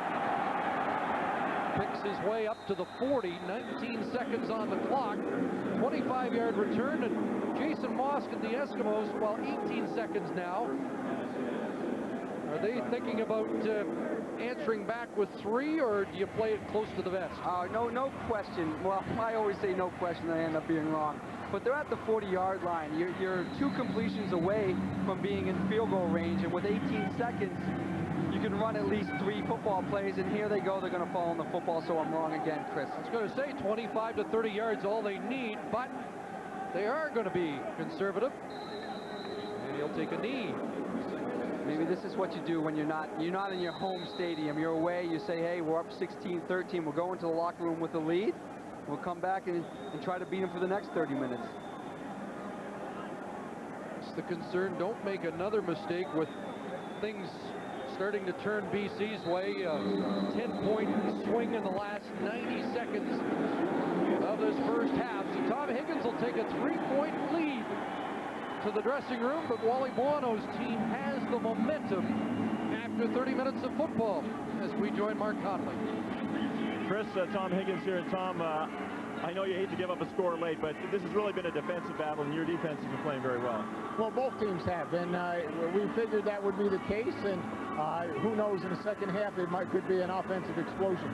Well, it is good, though, to go in with that lead, even though you'd like that to be bigger than it is. Well, you know what? You take what comes, and if we have just a little lead, we'll have to deal with it. We'll make what adjustments we need. We'll be ready for the second half. Thanks very much. You're welcome. Tom Higgins, the Edmonton Eskimos, leading the BC Lions 16-13. This is the CFL on CBC from BC Place in Vancouver.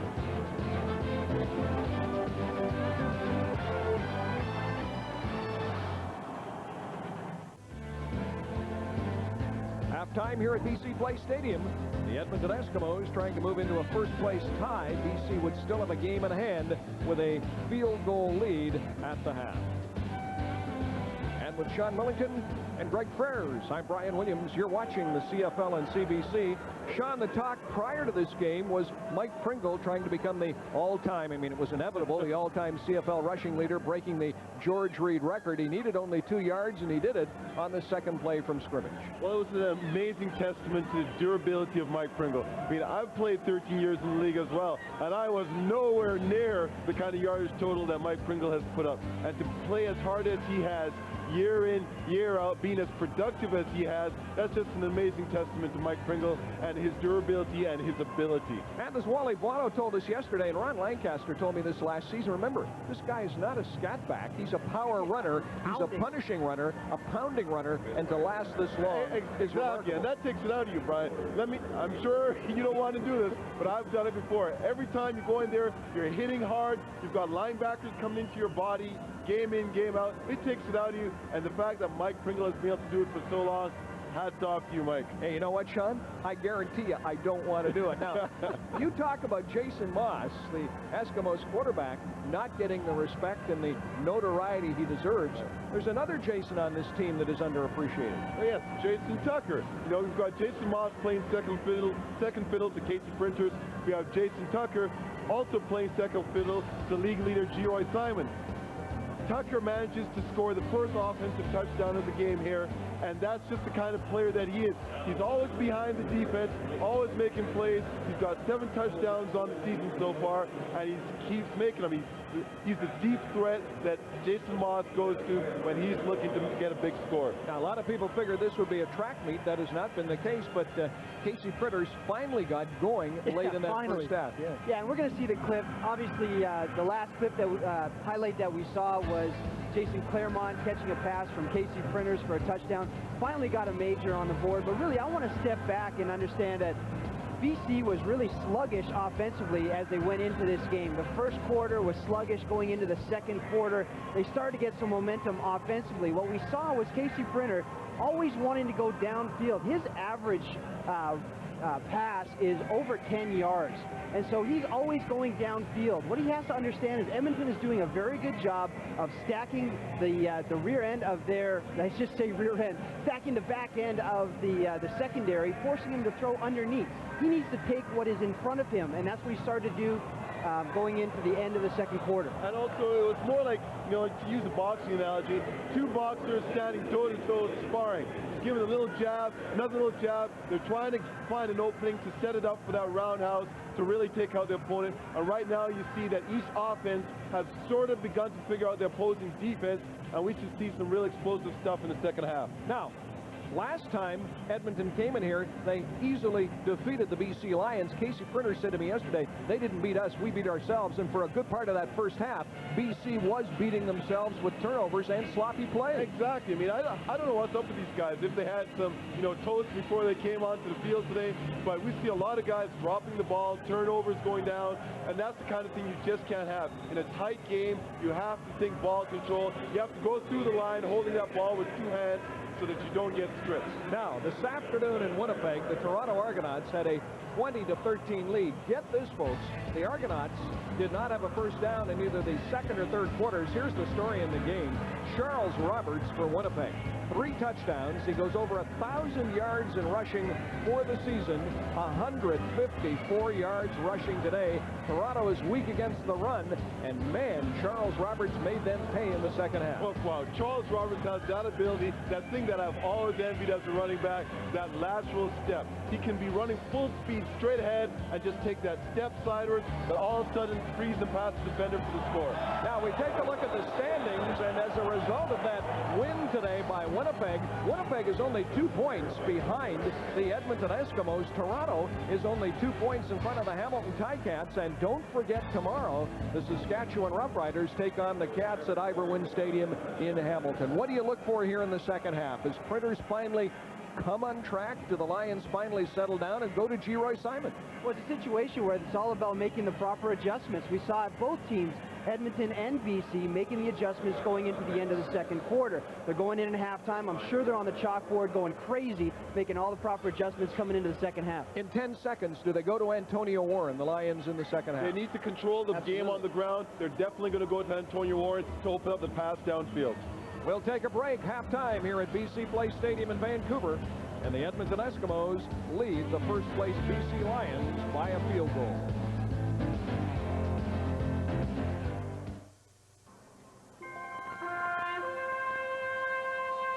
History of Excellence, brought to you by Nissan. He was an outstanding halfback who could do it all. From 1967 to 79, the BC Lions were blessed with the talents of Jim Young. From Westdale High School in Hamilton, Queen's University in Kingston, and the NFL's Minnesota Vikings, he joined the Lions where he played his entire CFL career. In 179 games, Young's hard-nosed style of football earned him 2 Shenleys as the league's outstanding Canadian. He is also a member of Canada's Sports Hall of Fame. Jim Young, a Hamilton native, a BC great, and part of the history of excellence.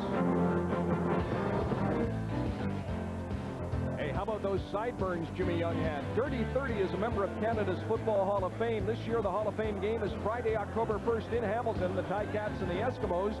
Saturday, October 2nd in Hamilton, the annual induction dinner. Tickets are available from the Canadian Football League, the Hall of Fame, and the Hamilton Ticats. We'll take a break. Back with the second half. We'll rejoin Chris Cuthbert, Darren Flutie, and Mark Connolly right after this. Wally Buono, in that first half, I guess you might have been a little frustrated, so you scored late. How did you feel about it?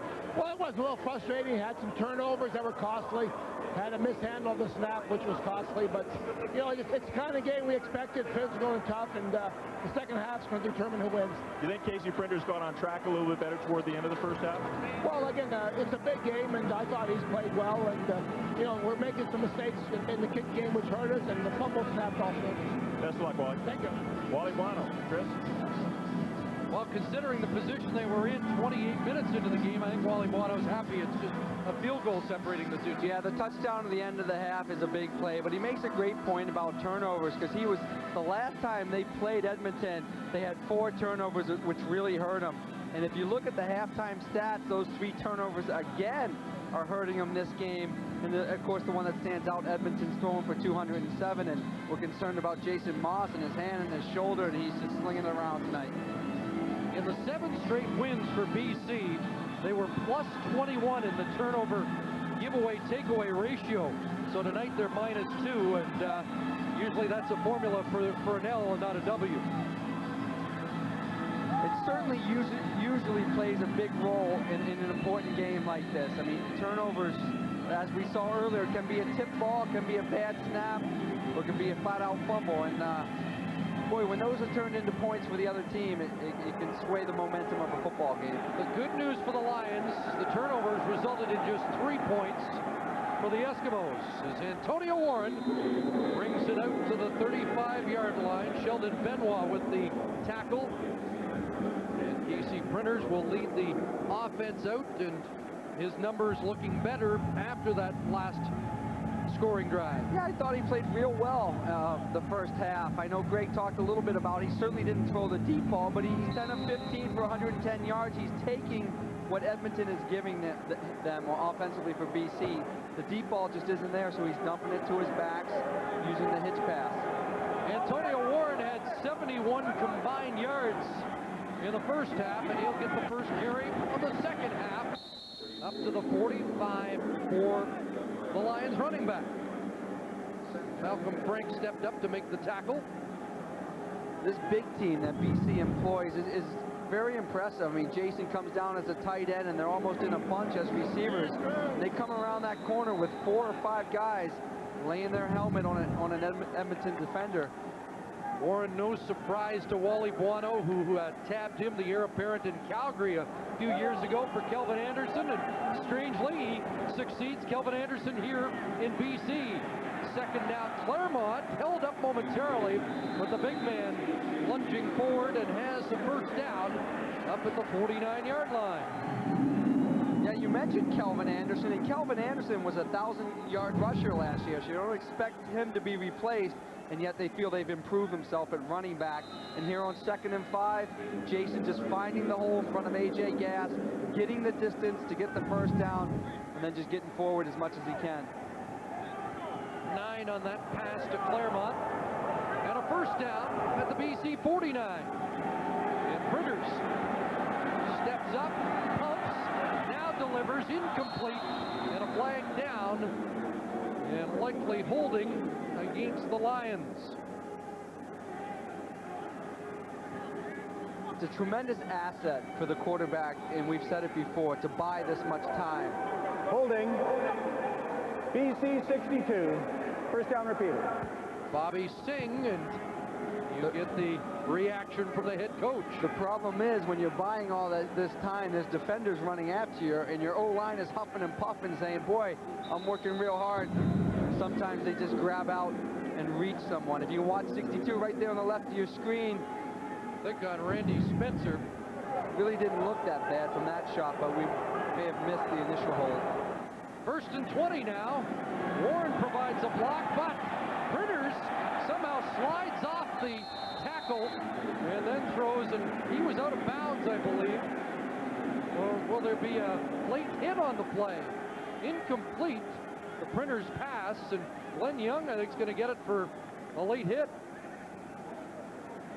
That's exactly what they're going to call. Major foul, unnecessary roughness, hit out of bounds. Edmonton 55, first down. So 1st and 20 to first down. Yeah, the other thing, when you're chasing a guy that's scrambling like this and you get close right at the end and you have to pull off, it's frustrating. So what do you do when you're Glenn Young? I'm going to get a helmet on him anyway and give him a hit. This is a tough call here. Ever. He's got 1 foot in bounds when Glenn hits him. Questionable. It is a first down up at the 53, and Printers over the middle and intended for G-Roy Simon, and that was low breach territory there. That's another case of a quarterback throwing to the open area, trusting his receiver's going to get into that area. G-Roy was trying to get in there. Unfortunately, Grant was trying to get in there too, full speed, so that's not something you want as a receiver coming across the middle. It's trying to jaywalk across a busy highway, that is. Ouch. Well, he got off to a torrid start. It's been quieter in recent games, real quiet last week. Just 1 catch so far today. 2nd and 10. Ryan Thelwell with a catch and a move, and down the sidelines. He lost it, but out of bounds. It is a first down on Thelwell's first catch of the game. Ryan didn't have a first down when he caught this football. He's about 4 yards short of the first down, and the move that he puts on Darryl Crutchfield pretty nice. He goes back like he's coming in. Oh, he almost broke his ankle right there. That's too mean. It's a good job of picking up the first down, and now 1st and 10 on the 37. 19 for Thelwell. The Lions are marching. Here comes the blitz. And Printers gets away. And throws deep. Looking for Claremont. Did he get a foot down? No. Claremont's going to argue it. Let's see. He may get some help on this call, and they are. Well, it's going to be incomplete. There is a flag down in the backfield, and Claremont did a long job trying to sell the catch. And I'm not sure they may be calling it a catch. Well, they're moving forward, but I think for a penalty. But what the penalty is at this point. Roughing against the Eskimos. Oh.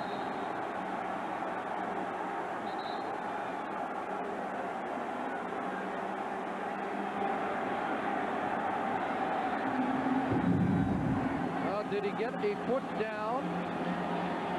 No. Good call. A couple of officials there. But there was a roughing penalty on the play. Great ball. Well, they got the initial pressure coming off the edge from Quincy Coleman, the defensive back, blitzing on the play. Let's get the roughing call. Here comes Coleman, makes Casey adjust. And there's the late hit by Albert Reese, and it gives BC a first down at the 22-yard line. And Printers, Claremont with a catch at the 15, and Mobley tosses him to the turf. Well, that roughing call is another one that was emphasized by the referees early in the season, along with that defensive holding, that they're going to call that more this year. And we've seen the holding call tonight, and then we also see the roughing the quarterback call. And this is a nice play, a bootleg. Get Casey in position where he can run and throw, dumps it to his big receiver, Jason Claremont, and they pick up 8 yards. 2nd and 2 as the Lions threaten. Warren, left side, first down, inside the 5, touchdown! On a run, Antonio Warren.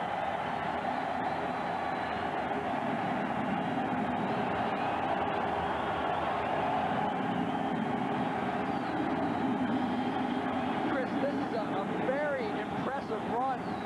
He's swatting that defensive guys from the Eskimos like they're flies, just pushing them away from him. Very strong running back. There's 1 tackle, 2, 3, 4, 5. And I think number 6 right at the end, Signor Mobley. 6 tackles. Wow. Strong, determined run. The Eskimos defense not going to watch that, not going to like watching that, Bill, as Antonio Warren has his 4th touchdown of the season, and the Lions have the lead. 17 straight points for the Lions, and their first lead of the game thanks to Antonio Warren. Dave Dickinson with a little input. Well, a unique alignment. Carl Gorge in the backfield, and watch what he does on Raheem Abdullah during this run. 1-on-1, he gets a little help there, pins him inside, and then Antonio Warren does the rest himself. It's a la Fridge in the backfield with the Chicago Bears open up holes for the running back. 302-pound fullback there. And this game has turned. Mike Bradley nailed at the 37. The Eskimos now find themselves down, and there's another 34 that wants part of the headlines tonight.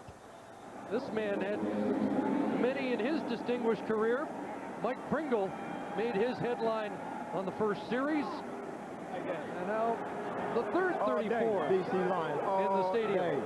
Antonio is Take a picture. really hitting his stride. Coming off 4 100-yard games, as we've mentioned, playing very well tonight. Boy, that run just typifies the type of runner Antonio is.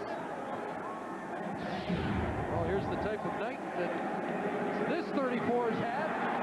11 carries, 61 yards. And he's also been a threat out of the backfield, catching the football. One of the reasons Wally said he made the change from Kelvin Anderson to Antonio was that he could get outside, actually, and Kelvin had lost that step that he couldn't do it. But what we see mostly, and what I think of Antonio Warren, is just that run right there, the power and the strength. But he does have that speed to get around the corner on the outside.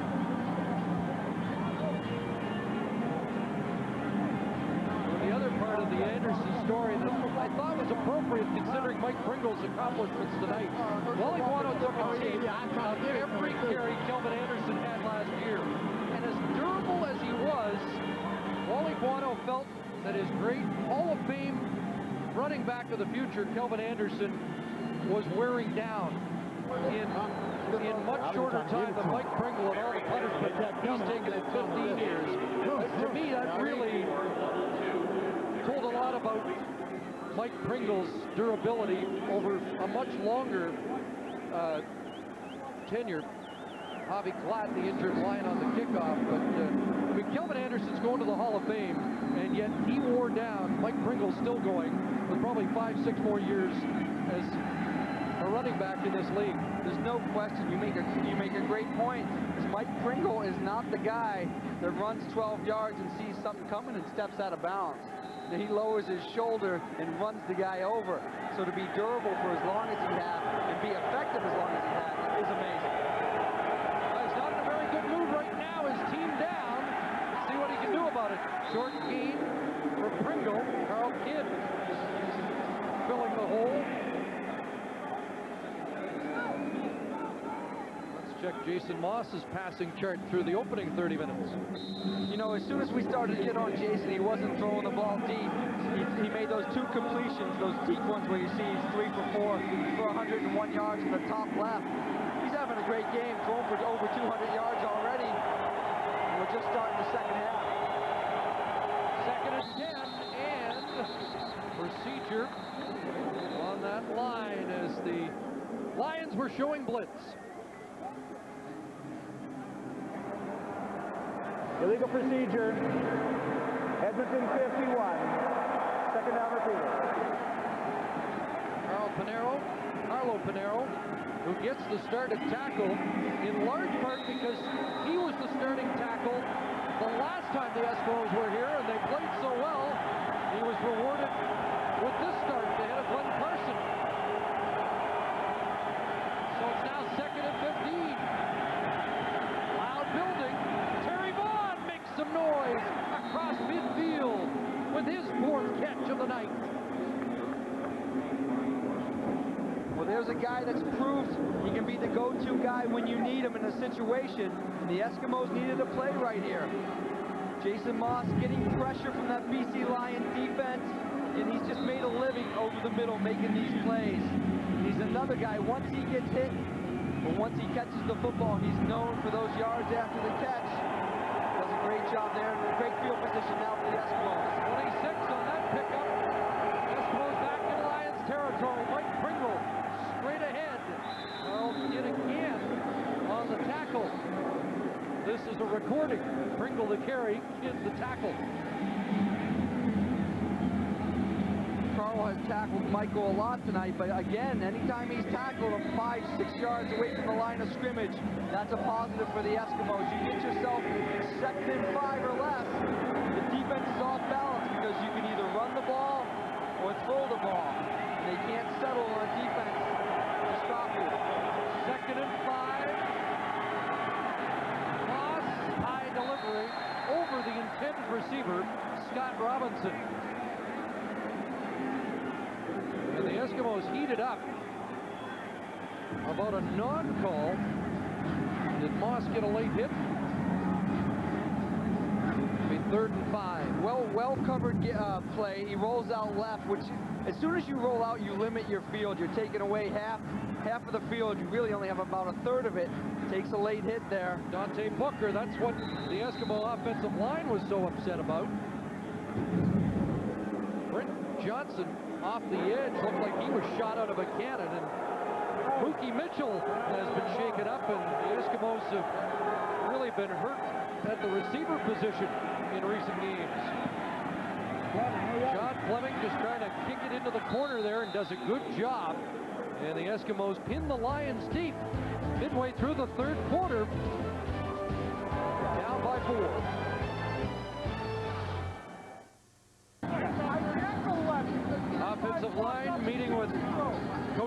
Bill McDermott. Maybe a Warrior on that line tonight. Chris Walby can call in and cast his vote, and you can log on in the second half, casting your vote for Warrior of the Game, who showed the true character of a football warrior. And we've got a good one going here. First down, the shovel pass. Antonio Warren up across the 15 to the 17-yard line. As the Lions try to get out of their own territory, Raheem Abdullah hauling down Warren. And it's an example of what the coaching staff talks about. He's not just a power guy. Watch this move on Mobley. Little spin move. He's just quick, he's fast, strong. And he gets 6, 2nd and 4. The out, and a completion, and a first down, Chris Brazel. And his third catch of the night was Shannon Garrett did coverage. Well, it's just, the BC Lions are just taking, it's a cliche, but they're taking what the Eskimos are giving them. When they go zone, the soft spots are to the wide receivers. When they play man, they're hitting the crossing routes or the back out of the backfield, and then they keep them off balance by sprinkling Antonio Warren into the game. The one element of the game that has been quiet, well, two elements, Simon and Catolo. Claremont's got another catch. He has been the possession guy tonight. And across the 35 for Jason Claremont. 7 yards.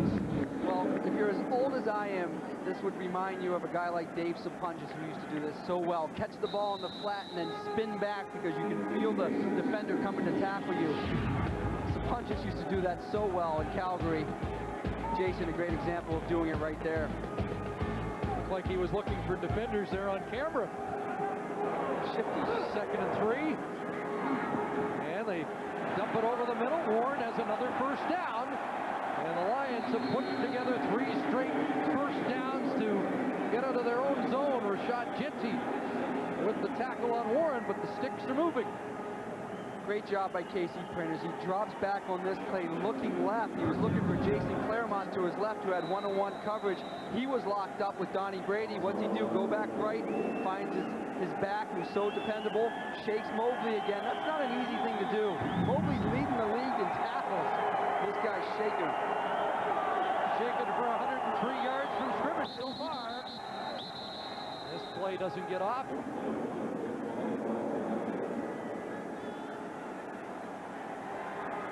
Illegal procedure. BC 69. First down repeated. Freddie Moore jumped. So Steve Barado's got to call up a 1st and 15 play.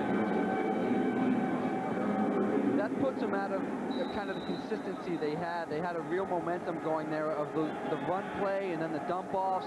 But when you get into first and 15, you got to throw the ball a little bit further, at least 10 to 15 yards to get your first down. They lead in 11 offensive categories, top 2 in 19 of 35. Printers flagged down way back, another flag. Printers nearly dropped the ball. Gets back to the original line of scrimmage, but we have flags that are about 40 yards apart.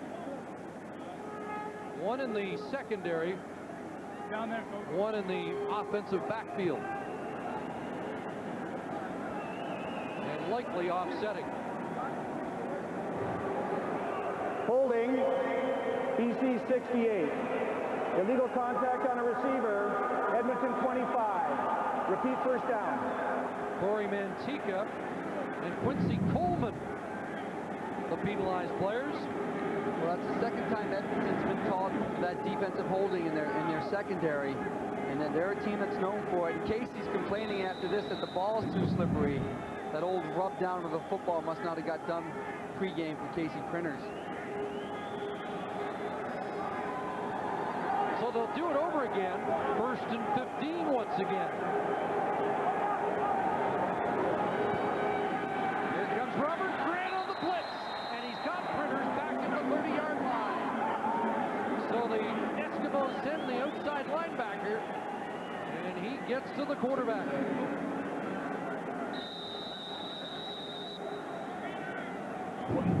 not a real confusing blitz by the Eskimos. They're actually just sending one more. They're actually sending 4.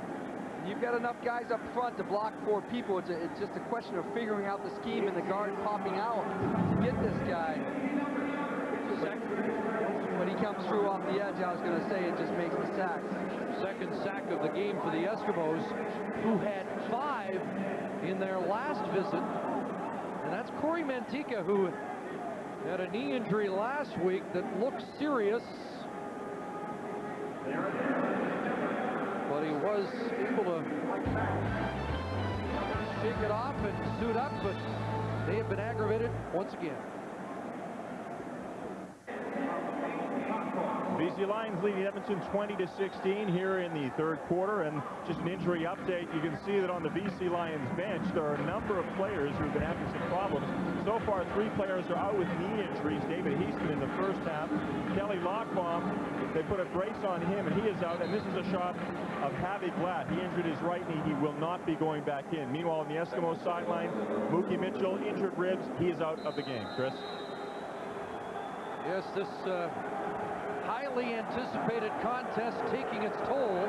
2nd and 20. Here comes Grant again. Printers gets it off. And G-Roy Simon up to the 40 short gain. A.J. Gass stopped him in his tracks. And it will bring up 3rd down. G-Roy again in the backfield, blocking for Casey Printers, gets jumped over by Grant. Maybe should be running more routes than blocking, but he does rebound. He catches the ball, give him a little better field position. But they got issues now. The Lions up front. Carl Gorge is the right guard now. McFadden, who hasn't played tackle. 35. McFadden is out at right tackle. These are real issues for the BC Lions. O'Malley with October back. Not a good kick off the side of his foot and out. And they'll spot it at the 39-yard line. A 30-yard punt. And a reminder, log on and cast your vote for the player who you think is our warrior of the game. And there are plenty of contenders with 4 minutes left in this second quarter. Or second half, or third quarter. There's Corey Mantica, and he's got a slight tear in his cartilage, and what that happens is every time he gets rubs or gets caught the wrong way, that tear will injure him. It can cause a lot of pain. Mike Pringle met at the line. Not much there. Dante Booker, Barron Simpson. Hold Pringle to 1, maybe 2.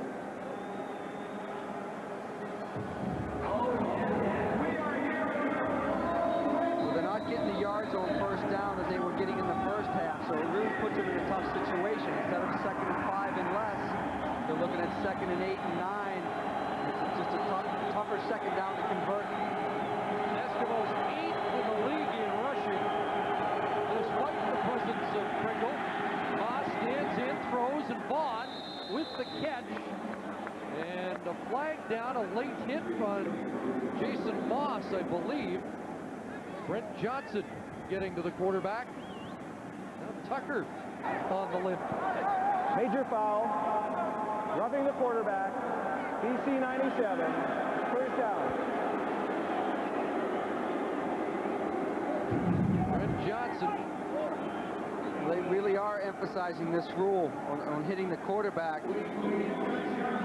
It doesn't look real bad right there. That doesn't look bad, but they had converted the first down again. Terry Vaughn catching the ball over the middle. And hey, you get that extra 15 yards with the roughing call. Great field position. Make it a 24-yard gain, Darren. And here come the Eskimos down to the BC 45. Play action. Moss and Reggie White. And he is upended at the 30, but there's another first down. Jason Crum stepping up from his safety position to make the tackle. But the Eskimos are moving. Another naked bootlegger is what they call it. He's coming out there. He's got no blockers in front of him, but he has the option to throw it off to White, and no one's covering. What White does on that is he blocks, 3 seconds, and then he releases, and he's wide open in the flat. Edmonton first down. And Moss, White again, and he drops the ball. Wasn't going very far with Carl Kidd in the neighborhood.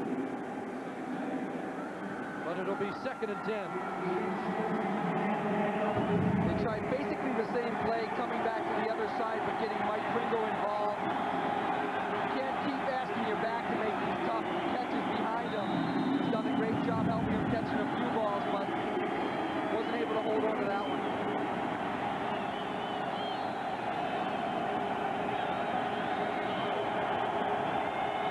Fans rubbing it up here. 2nd and 10. Here they come. Moss gets it away. Jason Tucker launched it. And I guess 3 flags. And not much doubt about that.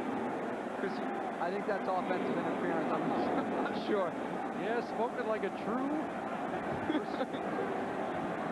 Boy, they sent 8 people on this play. Interference. BC 17. First down. Yes, Bo Lewis. They sent 8 people really putting pressure on the defensive backs, and I think it's a smart play by Jason Moss. Listen, throw it to one of your best receivers, throw it up in the air. You don't have time to throw it.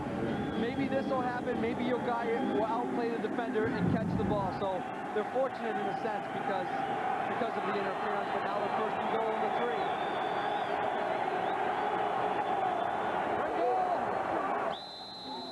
The goal line.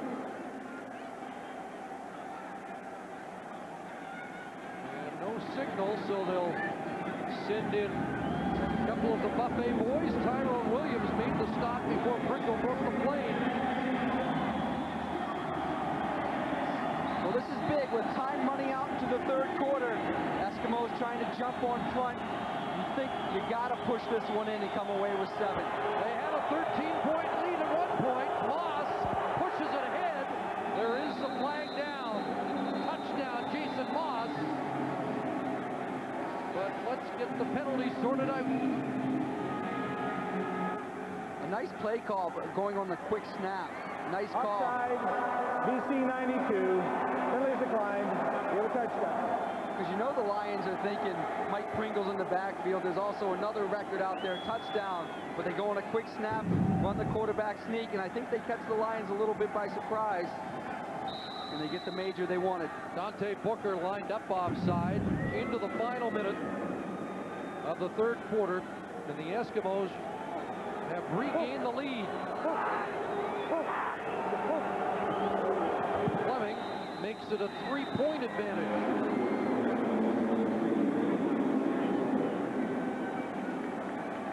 So the Edmonton Eskimos answer back after 17 straight BC Lion points.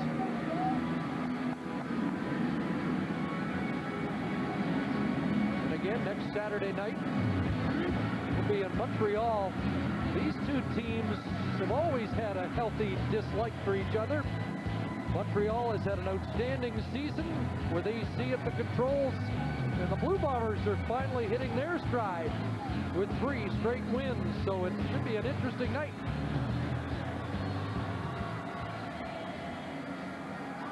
Tom Higgins works his sideline. Wally Buono's team now must respond. Here's the touchdown, and again, they went on the quick snap, which that's a great job by Jason Moss. Like a running back, always keep those legs churning, always moving, driving the pile until you get driven yourself by Mark Washington. But the quick snap, I think, was the key to that. And if you watch Mike Pringle, he just didn't move. He just stayed back there in case they're keying on him for carrying the football. But well, you see the intensity out there, and you hear a little bit of trying not to overbuild this game. And, oh, it's another game, just 2 points. You know, it's early in the season. We're not quite at the playoffs, but this is a huge game for both these football teams, and you can see it with the intensity. You know, I was disappointed. This was the last meeting between these 2 teams for the season, regular season, and we're mid-September. Maybe it's a good thing they didn't play again in October with all the toll it's taken. So many players have gone down in this game. There might not be enough healthy bodies left for the postseason. And again, that works towards how badly they want to finish in first place and have that week off.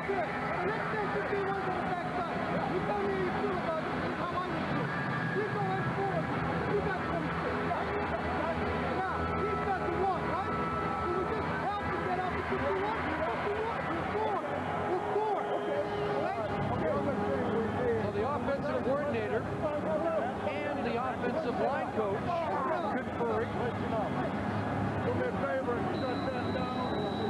Well, that's some valuable information we got there. A little insight into the huddle of the Edmonton Eskimos until Coach McDermott had enough and sent us away. Understandable. Aaron Lockett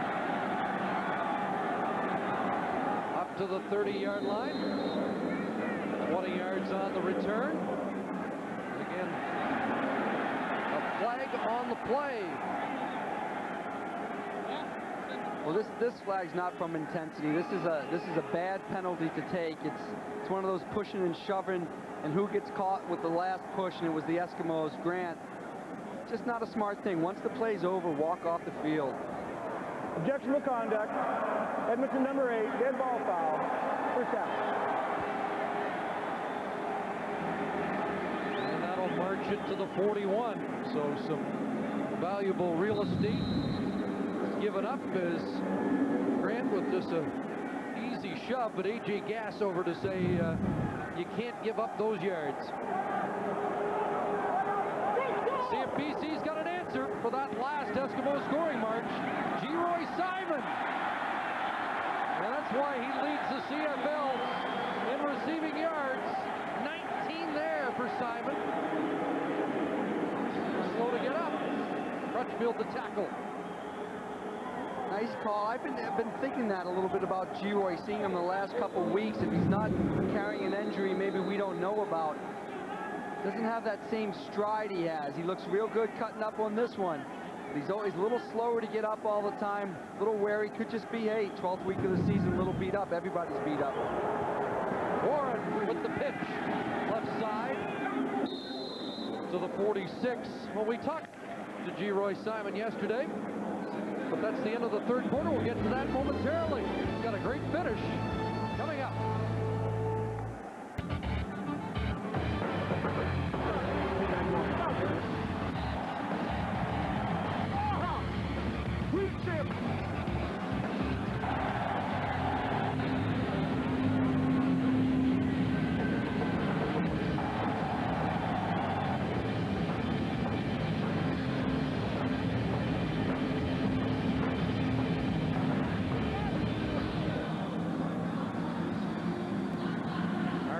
Staff tells us a 9th-round knockout for Bernard Hopkins over Oscar De La Hoya tonight, and we've had a slugfest here, and we're headed to the fourth quarter, and this thing very much in the balance. Wow, what a hard-fought football game. Rushing, you know, as you said, the Eskimos aren't the great rushing team, though they have Mike Pringle. They only have 49 yards rushing, but the turnover is still big for BC. Eskimos holding on to that 3-point lead heading into the fourth quarter. Precarious lead. Lions have the ball, 2nd and 5, and the Edmonton 45. Here comes the blitz. Printers, and Claremont can't hold it with Mobley draped on his back. Let's join Mark Conley. Chris, you were talking about G-Roy Simon looking like he was limping slightly and a little slow to get up there. Early in the second half, they were stretching out his right groin. Seemed to be having a little bit of problem with it. They don't want to talk about it, but it looked like it was a little sore.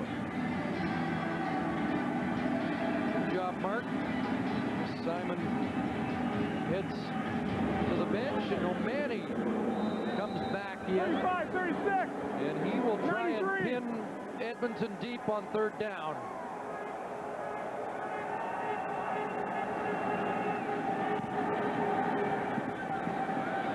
October from his 10. And finds some room up the sidelines. And pushed out at the 26. Again, log on and cast your vote for the Warrior of the game. And I would think there would be as many contenders tonight as we've seen in many of our Saturday matchups this season.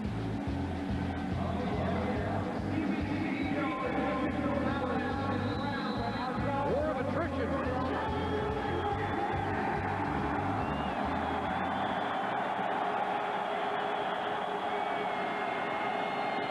Eskimos with the ball and with the 3-point lead. Pringle just off the first. There's a Mike Pringle fourth quarter rush. Why, he is the all-time guy.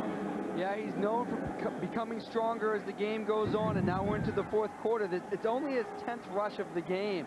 They really had stopped using him for a bit, but here he's saying, hey, guys, I want the football. It's the fourth quarter. It's my time. Pringle gets 7. He has 51 in the game. 2nd and 3. Out of the shotgun, Moss looked for Vaughn. Incomplete. And the Eskimos have to punt it away. Just pressure from the BC Lions front four that makes Jason get rid of this football early. Benyo was the man coming off that right end this time. And that's Timmy Prince in the center who has to pop out and cover all that ground to get out to the end to help Jason Moss out. It just forces a bad throw. He overthrew Terry Vaughn. Aaron Lockett is back as Fleming. High punt, Lockett 37. No yards. And plenty on the return, and another flag down.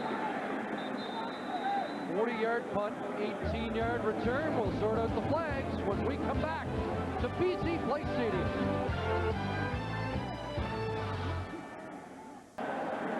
There's the matchup of 34s tonight. Mike Pringle watching. And the penalties both against Edmonton.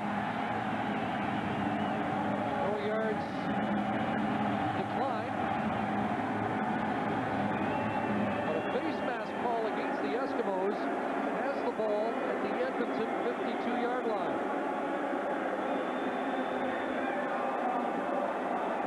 And they threw in a couple of offsetting objectionable conducts, which we've seen a lot of those tonight, which it speaks towards the intensity, but at times have been really foolish penalties to take, especially on the Eskimo side.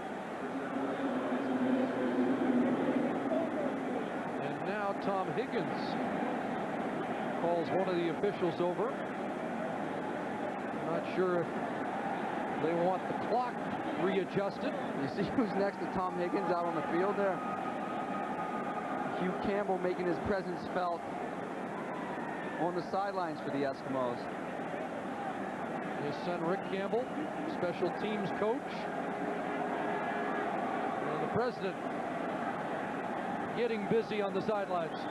You know, when I played for the Eskimos, that was the big worry. When Hugh Campbell came on the sideline. Look at George, he's laughing because his old teammate, Bill Baker, another old Saskatchewan teammate, he would actually start to send in plays, and we knew we were in deep trouble at that point. We got everything sorted out. And Casey Printers goes to work. Looking downfield, and he's got Claremont.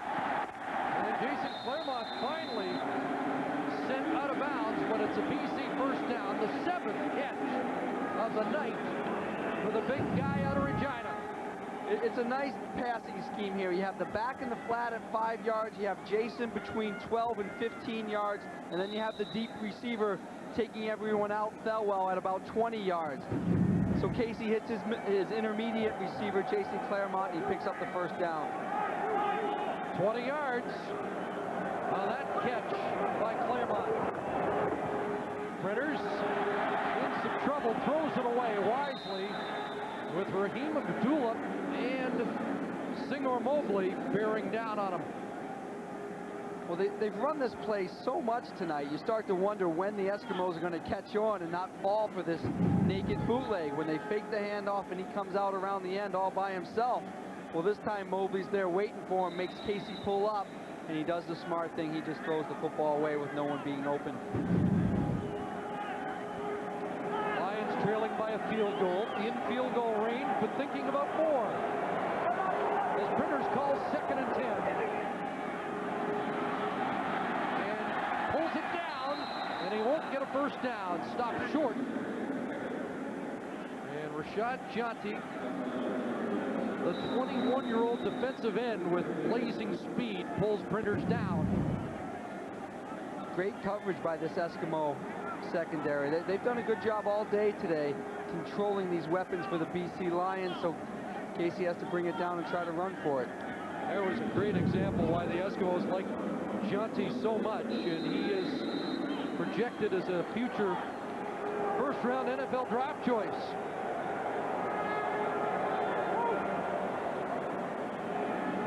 So 33 yards out, Duncan O'Mahony trying to tie it up. And he's got it. And with 11:33 to go, only 101 and more.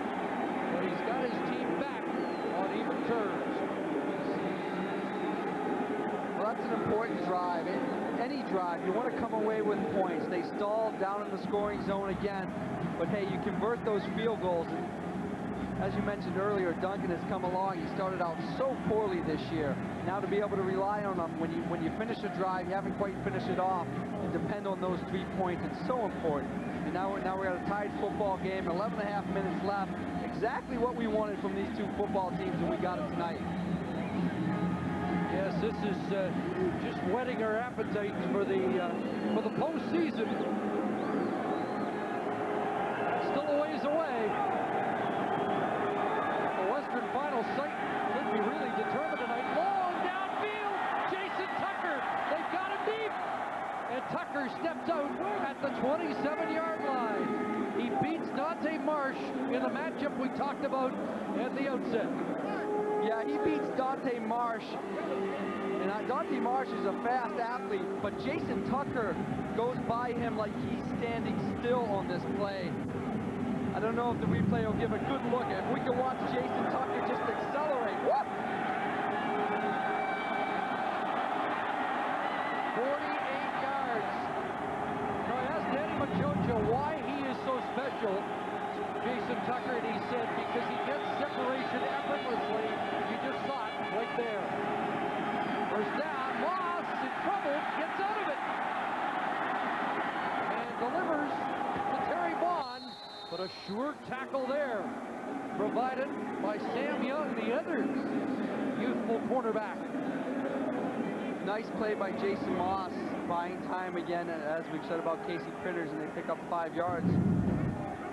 Rolling out, that's not there to the left, turned back, showing his athletic ability and buying time behind the line, and turning what was absolutely nothing into a 5-yard gain. But back to that last play, we know how fast Jason Tucker is, but he wasn't running full speed to begin. It's deception that receivers use to beat people deep, not always your flat-out great speed.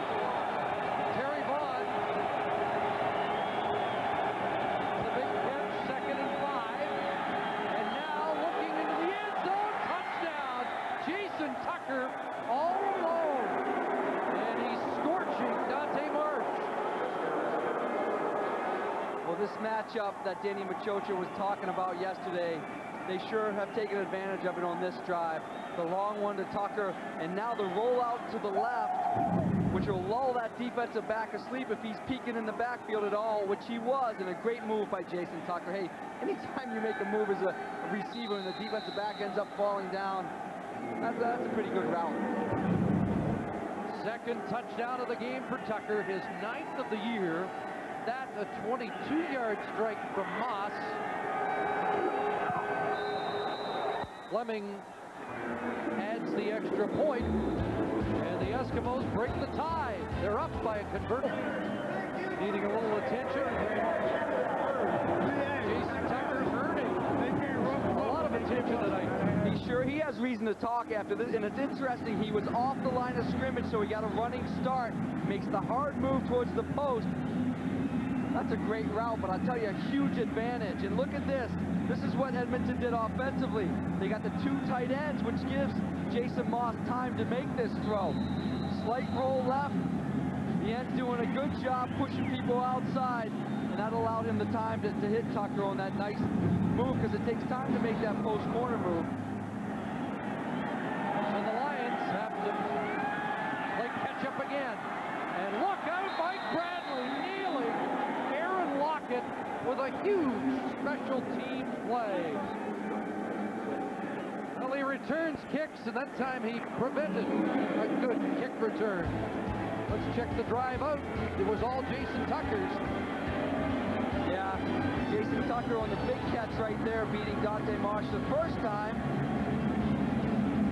Now Moss scrambling and finding Terry Vaughn for a short gain, then they go right back to the two tight ends and the throwback to Jason Tucker on the corner route, just barely squeezing in the end zone.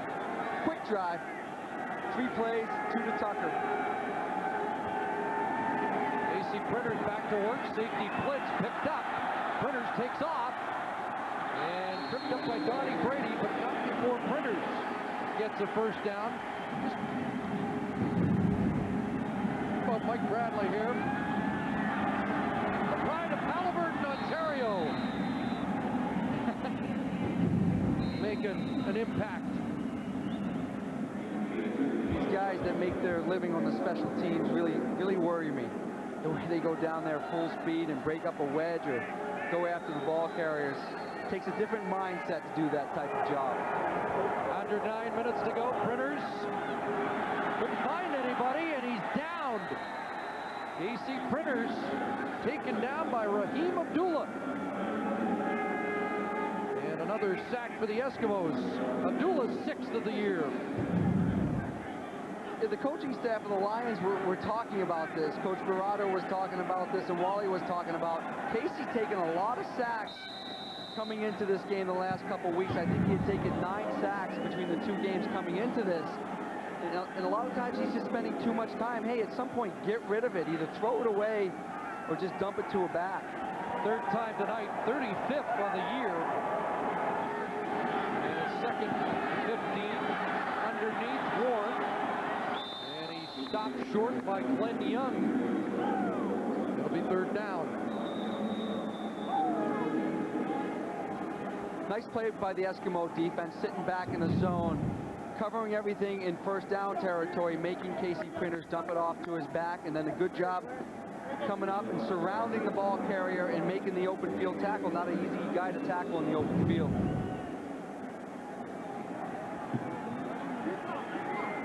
So Manny's in. And Winston October back.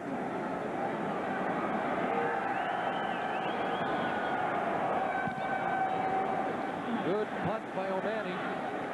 October backpedaling inside his 25. And Jason Claremont, one of the first men down to make the tackle. Let's join Mark Connolly.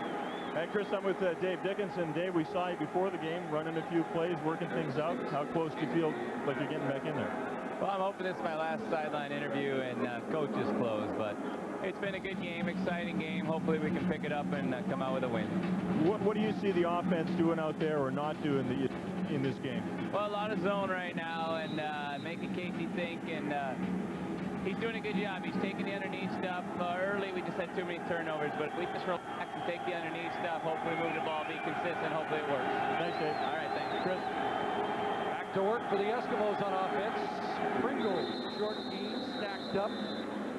Wally Bono told us that Dave Dickinson really made some progress this week. Well, he's, not that he has to convince me, but I saw him running before the game today. I don't know if you saw him running, and he still runs with a limp and walks with a limp on that knee. And, boy, he's looking pretty quick right there with his short, choppy steps. Just don't know. And traditionally, you like to take 1 or 2 weeks extra to make sure it's ready to go.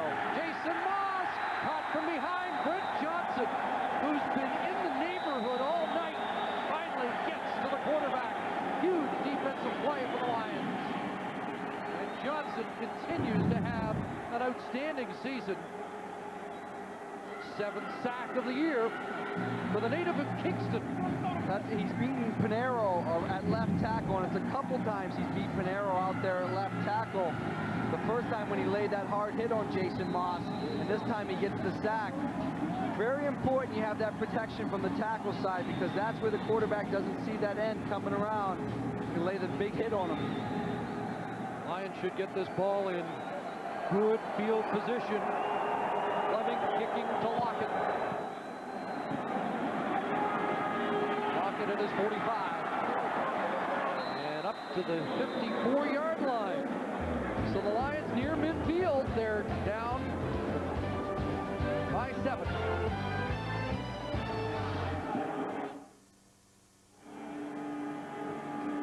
Minutes, 11 seconds remaining. Fourth quarter, 7 points separating these Western Division rivals.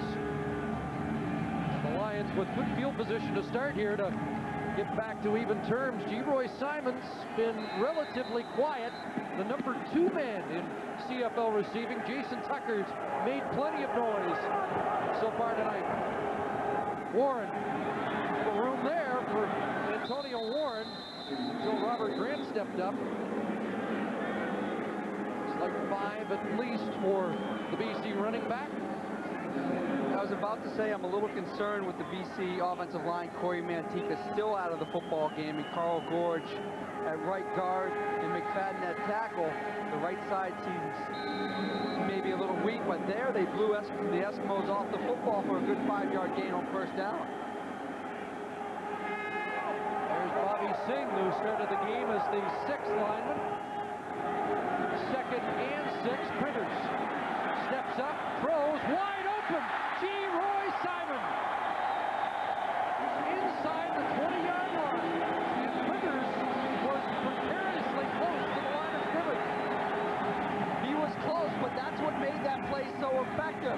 He's the threat to run the football.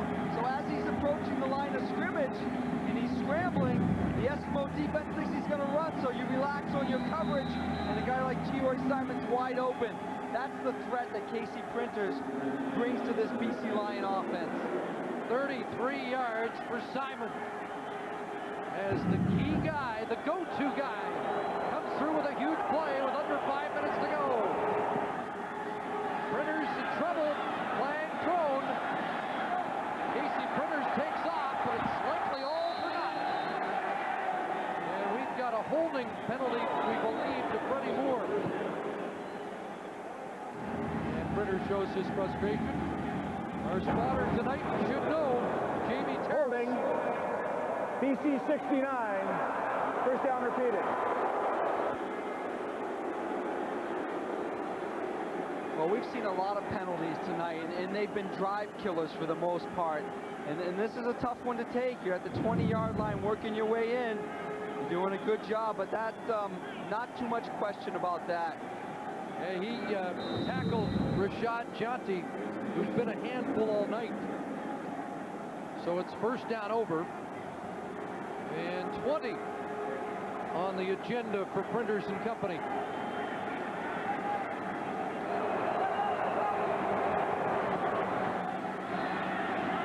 Ryan Thelwell drilled at the 25. Gain of maybe 5. Daryl Crutchville stepped up to make the quick tackle.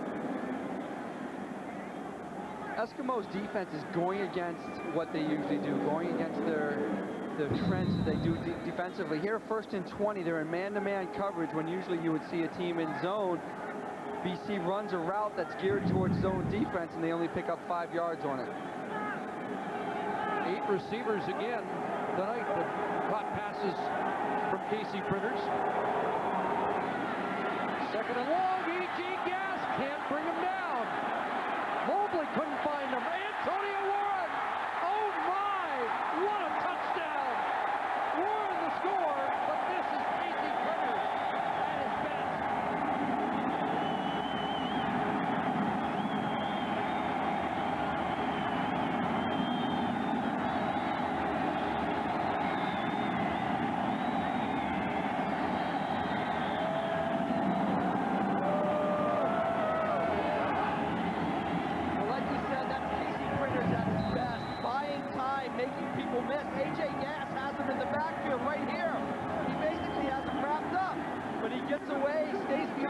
Finds a great receiver, running back, and Antonio Warren, who does the rest.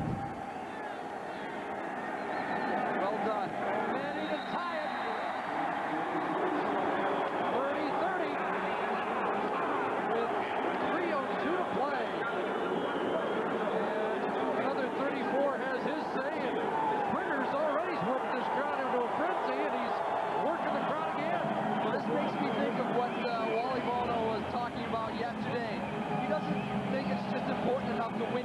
games out here in Vancouver. He wants to be an entertaining football team, to entertain the fans. And boy, are they doing it tonight. And this guy is mostly responsible for it, Casey Printers. Just such a unique talent at 23 years old to have this composure and make plays like this against a quality Eskimo defense.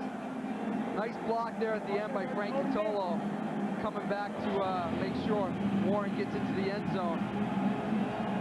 That little touch pass. And why not? Putting on a show again. Close to 300 yards, 28 touchdowns on the year for Printers. Ricky Ray last year, who came out of nowhere to be a CFL superstar, had 35 touchdown passes. So Printers is getting into that rarefied air. Here's Winston October spinning for more, up to the 44. Now we're in for a photo finish. 30-30 in BC. Greg Marshall, the defensive coordinator, exhorting his troops after Casey Printers did this.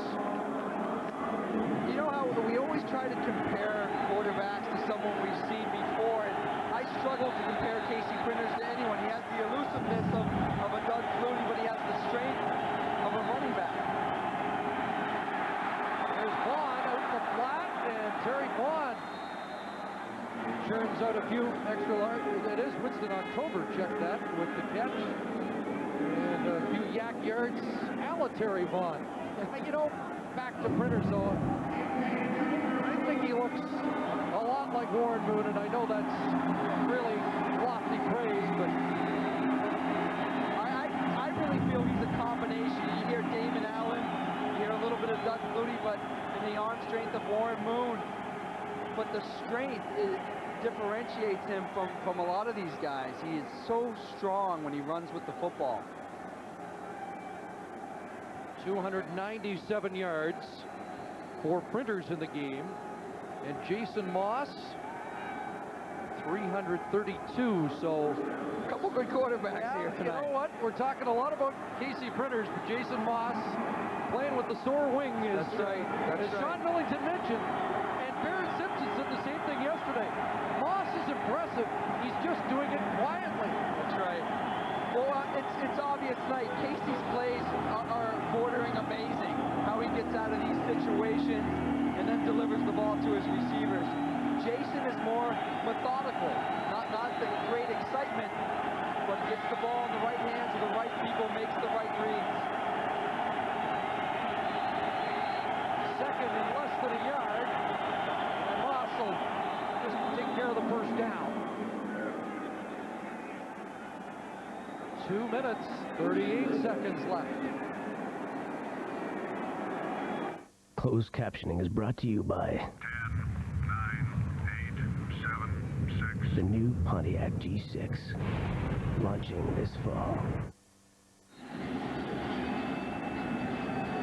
Well, it's been quite a scene here tonight. A lower bowl sellout at BC Place Stadium. So much riding on this. And the game tied at 30. The last game we worked, it was tied at 30, went to overtime. Labor Day in Hamilton. Here's Moss underneath. It's caught by White. That's a good catch off his shoe tops. Sam Young with the tackle. That's a great catch off his shoe tops because he's running away from the quarterback. It's thrown behind him. He's a running back after all. He's not supposed to be catching the football this well. And just these 6-yard gains like this for the Eskimos, these little plays, as they add up, coming down to the last 2 minutes, are huge, important plays for either team. 2nd and 4 from the BC 49. And a quick hitter, Jason Tucker, his 8th catch of the night.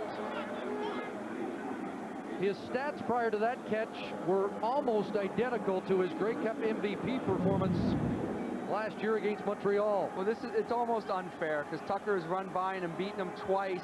And here you need a 2nd and 4, 2nd and 5. Hey, go to a hitch. You know Marsh is going to be playing off and giving them a big cushion. And that's exactly what they do. 20 catches in 3 games against BC, 4 touchdowns. And still a little more work to be done. 1st and 10. Mike Pringle, right side, lowers the boom, knocked the helmet right off Mark Washington. Oh boy. Wow. How about this?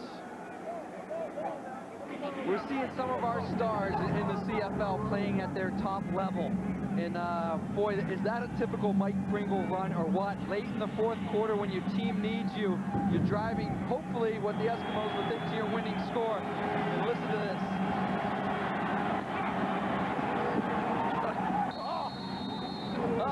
Buckle up. He ran right out of his shoes and knocked the helmet right off Mark Washington. And it's close enough for a measurement, which gives Pringle time to get the shoe back in order. This has been everything we hoped it would be. Yeah, now they're going to have a second in inches. They bring their double tights in. I don't know, Jason Tucker. I'm thinking of a little play action myself. We're on the same wavelength, which means we'll probably be wrong. But Moss quarterback sneak, right? No, Moss quarterback sneak. Which is, but you know what? They want to use the clock here too. The way it's gone, you don't want to score and give BC too much time to answer back. Great point, Chris. Ideally, you want to drive this ball down to the 5, down to the 3 with time running out and have Sean Fleming walk on the field and kick what is basically an extra point. Go back to Edmonton with a win. You're exactly right. You leave a lot of time on the clock. We've seen what Casey Printers can do. Boy, that's a great point. I'm getting excited about that. That's nice, Chris. BC 8-3, Edmonton 7-5. Short drop, Mr. Tucker. And he is brought down 22-yard line. Has 7. Deshaun Austin, the tackle there. As Tucker has catch number 9. Pitch screen, a little dangerous because it's a play-action blind throw for Jason Moss. But they complete it, they pick up the yards. And here, you make a decision as the Eskimos. Do you want to try to punch it in and get the touchdown? Or are you going to settle for the field goal? 2nd and 3. That's Mike Pringle time. And Pringle stopped. Oh, a huge play there. Mark Washington got the helmet back on and he makes a big tackle.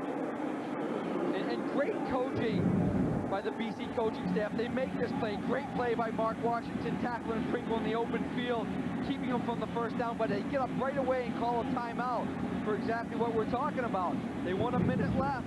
So when they get the ball back, they can at least have time to come down and try to kick what may become the tying field goal. Some controversy, I think, about the timekeeping as Danny Machoch is headed down to the timers area. So was Bud Steen. And I think the Eskimos feel like more time should have been run off the clock. Let's check the Flutie-Gillette game notes tonight. See how they panned out offensively, celebrate the record, then air it out. That's what they did, though. Mike Pringle has run very well, averaging 6 yards tonight, but Jason Moss is going to carry this offense 354. Defensively, for the Eskimos, stop Printers, you got to pressure them. I don't know if you can do that. I don't know if any team can do that. He's got 297 passing, 60 rushing. Just a great talent, Casey Printers. Eskimos didn't think the clock rolled off there. It's not rolling now after the timeout. 63 seconds left, and Sean Fleming trying to break the tie. And Fleming's got it. The Eskimos are back in front with exactly a minute for Wally Buono's offense to answer back. Well, that's more than enough time to at least drive the ball. And I think they're just going to... See, this is interesting. I would always think you want to take that offensive play, you get a chance to make a big return. But a lot of coaches think, hey, I don't want to take any more time off the clock. Take the ball at the 35, and we'll take our chances. Well, we've got time to check your BC game notes. Oh, well, that's great. BC offensively, diversify your portfolio again this week. What did we say? They had at least 6 people catching the ball. They got the 297 pass and 100. That's very balanced offense for the Lions. Defensively, limit the capital gains. Try to stop Jason Tucker. Well, he came through with 2 TD catches and a couple big plays. Here comes the rush. Casey Printers gets it away. Ryan Thelwell pushed out of bounds. First down up at the BC 47. Donnie Brady knocking Thelwell out of bounds. Now they've used their timeout. They used it defensively to stop it right before the field goal. So passes like this where you can get your receivers out of bounds, or when they aren't out of bounds, tackled in midfield, you got to get on the ball quickly. First down. Here comes Coleman on the blitz. And the pass for Thelwell incomplete. Well, as I mentioned, the Eskimo staff really heated up on the last Edmonton possession about the clock being stopped. They feel that the clock was stopped a couple of times prematurely. Hugh Campbell paid a visit to the timekeeper. Not surprisingly. 49 seconds left. Well, obviously you got 3 downs to get your first, so complete a ball somewhere. Make positive yardage. 2nd and 10. Printers downfield, knocked down. Good defensive play there by the wily vet, Malcolm Frank. I don't think you have to do that. That's not for me to question BC. They played so well, but why take a shot at 10 yards? Dump it at 5, 6, maybe you run for the rest. It's a tough throw out there, wide side out. Nice play by, especially going against Malcolm Frank. He's a very solid defensive back that seldom is going to get beat. Maybe playing the clock more than they have to. Yeah. Playing that out to the sidelines to stop the clock, but now they're down to 3rd and 10. Casey Printers looks for Catolo, and he's got it. With Malcolm Frank in coverage, they went right back there and delivered. There's more drama to come. That's staying calm under pressure. That's what you have to do, Casey Printers. This is a tough throw. He's well covered. Not much room between the sideline and the defender. Oh, that's close. That looked like he may have been out. We got the clock. We got a little home field ref there, but it's a nice catch and a great throw by Casey Printers. It looked like he had a piece of the chalk under that foot. And now Catolo's catch. The Eskimos know they're ruling incomplete. Catolo with just his 2nd catch. Again, Malcolm Frank's done a job today. G-Roy Simon said yesterday, you can tell Frank watches a lot of film because he's running the receiver's routes before the receiver does. Frustrating when a defensive back is running your route for you. Wow. Well, I have no comment because the ref is right there looking at that, so I trust his judgment. Kept it alive, 2nd and 10. They need about 10 more. And Printers in trouble. He better unload. He gets away. Now he unloads. And it's almost picked off. Incomplete, Donnie Brady. Oh boy, Houdini almost pulled out the biggest trick of the game. I don't know how he gets out of those situations. But he does, and it buys his receivers a lot of time to get open. And when they're being covered man-on-man, you'd think one would get over. And he takes a shot here and almost ends the game by throwing an interception. But we're back to 3rd and 10. He did it last time. We'll see if he can do it again. Are you sure it's not 1991 and that's number 20 playing quarterback here? 3rd down. They need 10. And Printers going for a lot more. G-Roy Simons to the 10.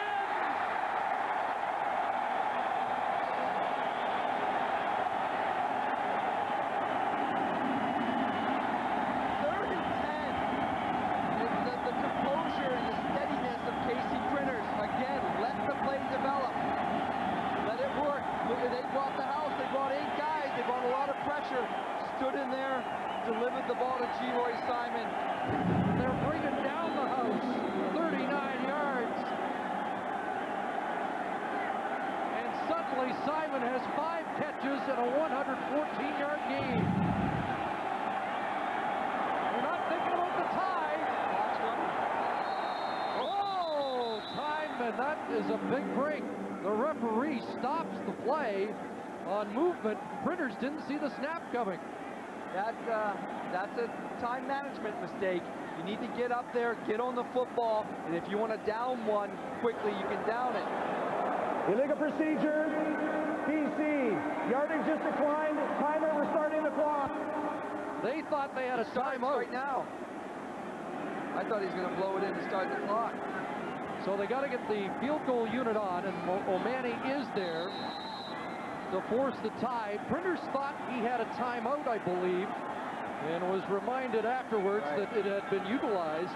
So now they have to settle for a game-tying field goal attempt. Watched one earlier, but they don't hear. And we are going to go to overtime. It may be the game of the year. That's great, exciting action. But boy, if we get another shot of Jason Crum trying to hold this field goal knowing the pressure's on, he bobbled this one too. And the mistake, Darren, that they get the big play downfield to Simon, and they don't get a shot at the end zone before the time runs out. Here's Jay. Whoops. Oh, bad. I'm telling you, that must be nerves. Well, what else is in store? Wild night in the Wild West.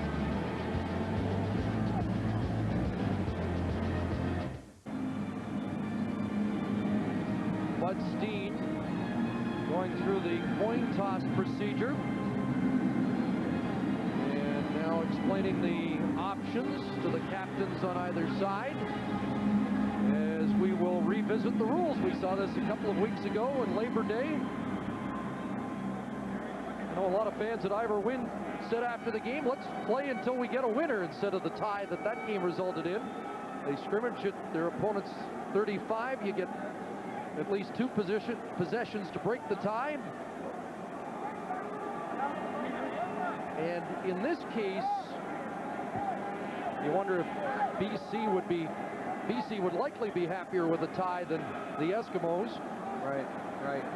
But you know what it does mean? It means that the season series might not be decided. And then the Eskimos might be able to tie in the standings with the Lions and get first place. So, well, these teams, I guarantee, are thinking win right now. Absolutely. And Printers is trying to get the house cooled down a bit. He was revving them up earlier. I always figured it's best to go second. So Eskimos' favor, I would say right here. If they kick a field goal, you know you score a touchdown, you win the football game. And certainly if they don't score anything, you know you kick a field goal, you win the football game. So BC goes to work. And on the first play, Claremont overthrown. Looked like he had a little separation. Unable to bring it down. Yeah, he had Jason on that one. Rarely has he missed his receivers today, but he slightly overthrew that one. Jason just running a corner route. Had him beat just out of his stretch as Coleman. Coleman had pretty good coverage. Actually, he made up the coverage with his speed, catching up to Jason. 2nd and 10.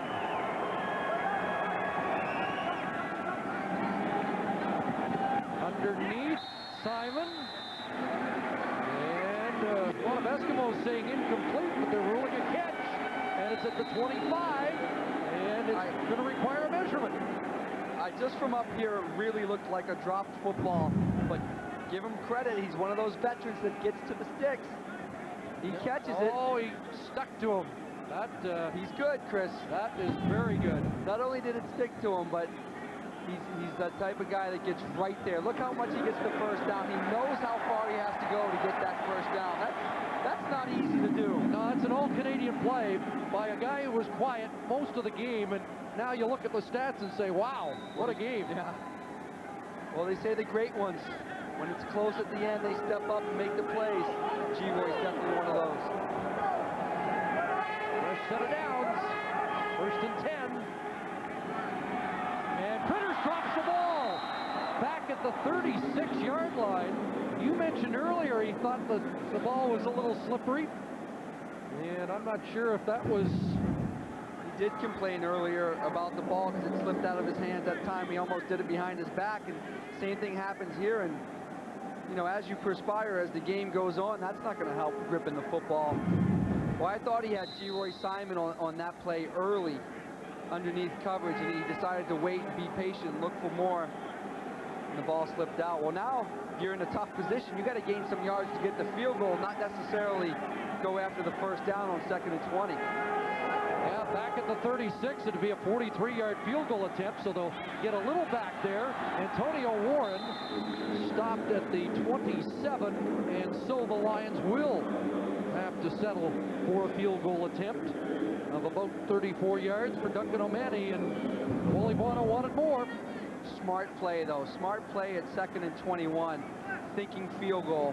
I mean, odds are if you go for that 21 yards, you're not going to get it, and then you got the long field goal. Now you take your chances. There's no guarantee from 34, but it's better than 47. O'Mahony, perfect, but again, one botch snap, and the other was an adventure to tie the game on the final play. The hold is what you worry about here, not so much the kick. I'm worried about Jason.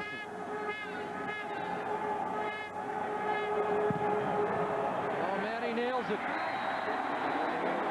So the Lions get 3, and now it's the Eskimos' turn. And a touchdown by Edmonton will win it. Well, that's being in the good situation. You know now what you need to win, and you also know, hey, we need to settle for a field goal. We get to go again. Once again, you just got the tail end of Jason Moss keeping that right shoulder limber as he went out, playing some catch on the sidelines. How about those numbers? The last time we questioned Jason Moss, his arm warming up on the sideline, he threw a dart to Jason Tucker. Very Vaughn with the line in full speed, but they go to the other side. Flag down. Tucker with a catch for 5. And it's a holding call against Edmonton, so that'll push it back 10 yards. Poor Carlo Pinero is having trouble out there. Holding. Edmonton 51. And now that pushes Edmonton out of sure field goal range. Now you're thinking, please, just let's get enough yards for Sean to kick a field goal. He's struggling out there, Carlo. He's got Rashad Jetty coming after him. It's not an easy task in open field to block these talented defensive ends. Now it gets loud in here. First and 20 at the 45. And Terry Vaughn nailed after a yard. And look at Wally Bono as the young corner who's had a tough night, Dante Marsh, comes up with a huge play. Well, now you're a similar situation to what BC faced. 2nd and almost 20, maybe 19. What are you going to do? You go for the first down? Great play by Marsh. Closing on the receiver in time. So let's see what they do. 2nd and 19. More importantly, right now to be a 51-yard field goal. They need to move it a lot closer. And a pass into the dirt. Incomplete. And now it'll come down to a Sean Fleming 51-yarder to tie it. Certainly has the leg. We saw the Ottawa Calgary. What can happen at the end of a game, but 51-yard field goal to send it into another overtime. Not an easy kick for Sean Fleming.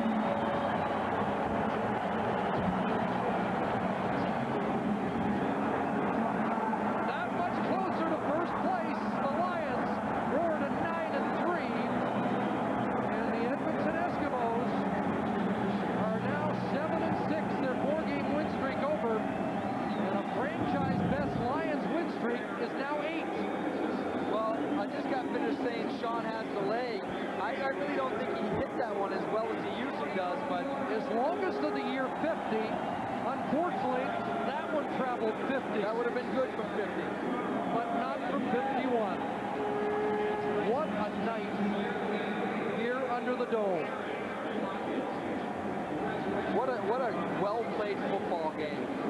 Boy, Marshall just told you everything. Just heartbreaking for the Eskimos.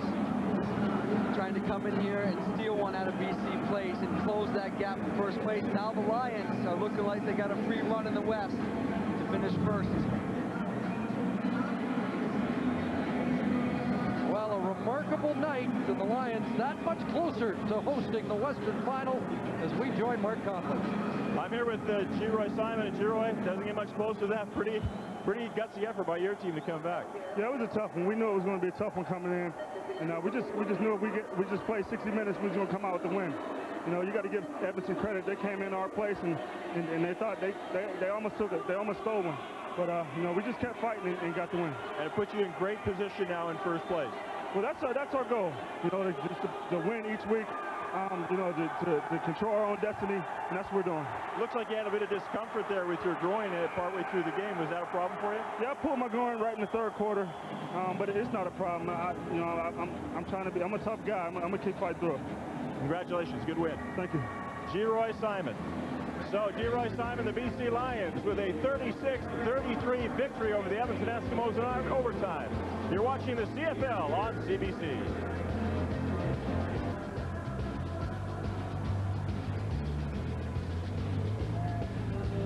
Back in Vancouver, just an outstanding football game in overtime. The BC Lions have increased their lead to 4 points in the Western standings with this win, and they still have a game in hand over the Edmonton Eskimos. Casey Printers had a huge night. The BC quarterback, once again, here's Mark Connolly. There with Casey Printers, a very close game, obviously, in overtime. Casey, you really seemed to come on in the latter part of that game. Is that the way you felt? Well, you know, my teammates kept cheering us on, and our defense played great down the stretch, man. We just hung on. It was hats off to our team, man. We played hard. We fought hard to the very end. It really was a gutsy effort, and there was times in there where it looked like this game was lost, and you seemed to, you know, innovate, use a little imagination, and that's what you're known for. Well, if it's up to me, I'm going to fight to the very end, man. I'm not going to let my teammates go down losing. If we're going to lose, we're going to go down swinging. You know, we played tough, like I said, man, and we just fought hard down the stretch. Now, this puts you in first place and in great position to finish first, and that's exactly what you wanted going into this game. Absolutely. That's our whole goal for the week, was to win this football game and to lock up first place. Congratulations. Thank you. Hi, Mom. Casey Printers. Brian? Thank you, Mark. Time now for the Warrior of the Game, brought to you by Rhoda, the how-to people. I don't know. I might have gone with Casey Printers, but you, the viewers, say Jason Moss, 355 yards passing, 2 touchdown passes. He scored a touchdown. Here it is himself, and he had 1 interception. Warrior of the Game, brought to you by Rhoda, the how-to people, proudly Canadian. Well, I got to tell you, at halftime, I said to Sean Millington, do they get Antonio Warren into this football game? And he said that'll be a key for a British Columbia win. Let's show you some highlights, and we begin with a Casey Printers to Warren touchdown, because Warren was a key. Look at this scrambling. Well, this is what I was talking about at the beginning of the game. The big story might have been Mike Pringle, but I said that Antonio Warren was quietly going to go ahead and have himself a big game, and he runs a great run here to score a touchdown, and this is the kind of ball game that we expected from Antonio right at the beginning. And the second of the night. And all I got to say is wow. I mean, this guy, Casey Printers, is a situation where you think the pass rush of Edmonton's going to get at him. I'm going to start calling him Mr. Houdini, because all of a sudden he escapes. He's buying himself time. I was impressed by the offensive line. It was patchwork, because BC had 2 starters that went down, and he was able to continue to get some time. This unbelievable victory for BC. What am I, sitting next to Darren Flutie? He said wow this afternoon against Winnipeg. We get wow here. Let's show you Printers again. Here's the key play in the game. This is a pass to G-Roy Simon to set up the field goal that sent it into overtime. Big gutsy call on a 3rd down. A 3rd and 10. This is amazing. You would think that they were going to be a little bit more conservative, be able to do something underneath. And surprise, surprise, they go down deep to G. Roy Simons, who was really quiet on tonight. All of a sudden ends with 6 catches for 124 yards, so he stepped up at the final part of this game. And this is what I like about these two teams. You've got teams playing with some cojones. I mean, they're going out there going for it. You've got Edmonton sending 8 guys. It's a full pressure defense. It's 3rd down. You'd think they'd be back in a zone. Let's play it safe, make them catch the ball underneath. But no, they send the full pressure after Casey, and Casey, full guts, goes downtown with the ball and sets up the field goal nicely. Beautiful play. Go big or go home. Exactly, exactly. Well, I'll tell you who went big tonight. Warrior of the game was Jason Moss, but how about the other Jason for the Edmonton Eskimos? A huge game, Tucker. Wow, Jason Tucker makes Sam Marsh look like he's a rookie all over again. He has 3 big receptions on him, 2 of those for touchdowns. And wow, Jason Tucker comes down the sidelines. He's Mr. Touchdown. He is going to go deep on you every time. He's got that amazing speed, which allows him to get that separation from the defender and get open for the TD. Now, each of you guys has had one. I'll have one, too. How about if I say, wow, the BC Lions won at Commonwealth Stadium in June, July 9th. BC said we beat ourselves when Edmonton came in here and defeated the BC Lions. Tonight, the rubber match in overtime. It was the BC Lions on the field goal by Duncan O'Mahony defeating the Edmonton Eskimos. We'll wrap it up right after this.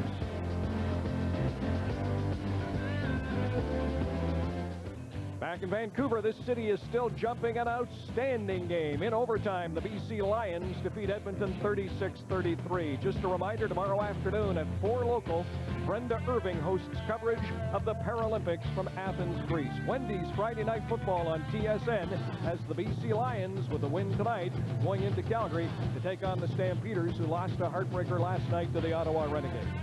Our next telecast, Jermaine Copeland and the Montreal Alouettes, home to the Winnipeg Blue Bombers. We're on the air at 6:30 Eastern, 3:30 here on the West Coast. And, of course, Winnipeg earlier today defeating the Toronto Argonauts. And now for Chris Cuthbert, Darren Flutie, Mark Connolly, Sean Millington, and Greg Prayers. The Eskimos lose a heartbreaker. George Reed congratulating Mike Pringle, who is now the all-time leading rusher in Canadian football. For all of us, I'm Brian Williams. Thanks for watching, and good night from BC Place Stadium in Vancouver.